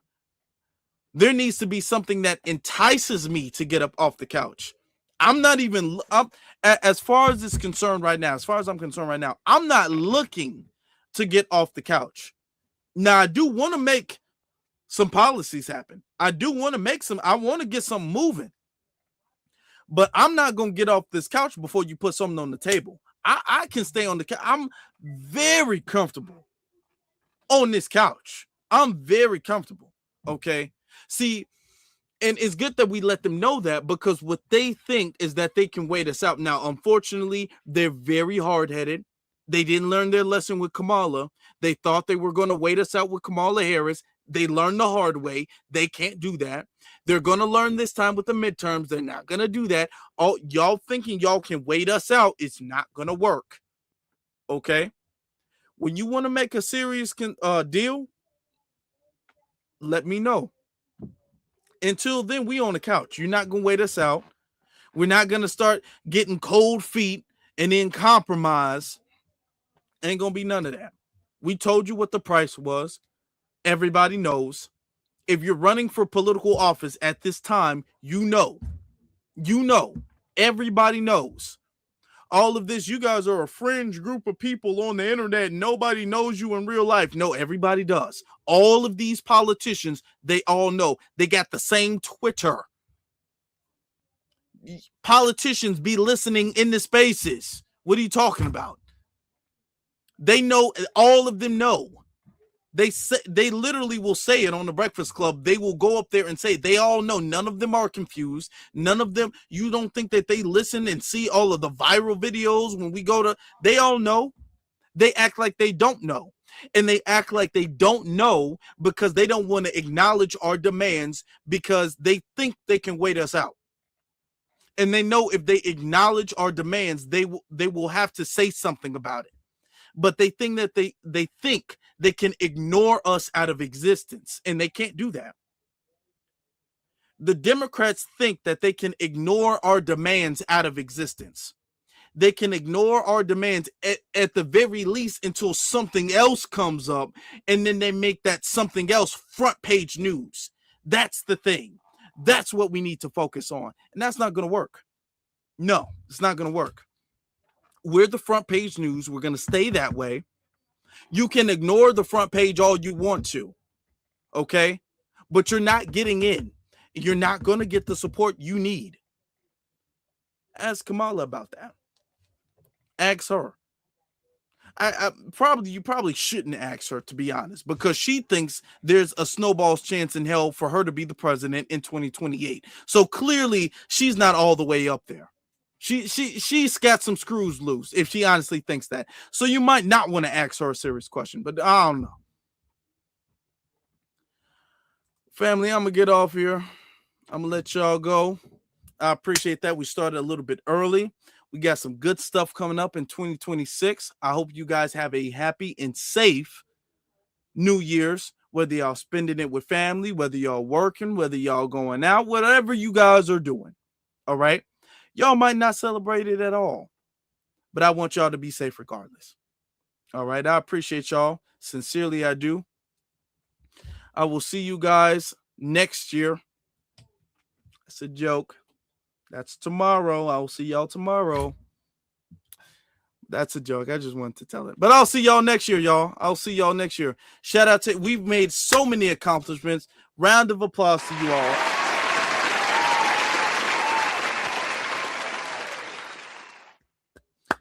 2025, y'all, it's been an up and a down year, but 2025 has been good for the movement, and I'm glad to see it. I'm glad to see the growth. I'm glad to see the strength. I'm glad to see the passion and the power. I'm glad to see all of that. So shout out to 2025, 2026. As our brother EJ was saying, all of these tethers are canceled, coons are canceled, Sambos, all of that stuff. We've grown so much power in 2025, and we're going to showcase that in 2026. All right. Oh, it's going to be beautiful. It's going to be beautiful. 2026. Absolutely. I'm going to let y'all go, family. I appreciate y'all sincerely. I really do.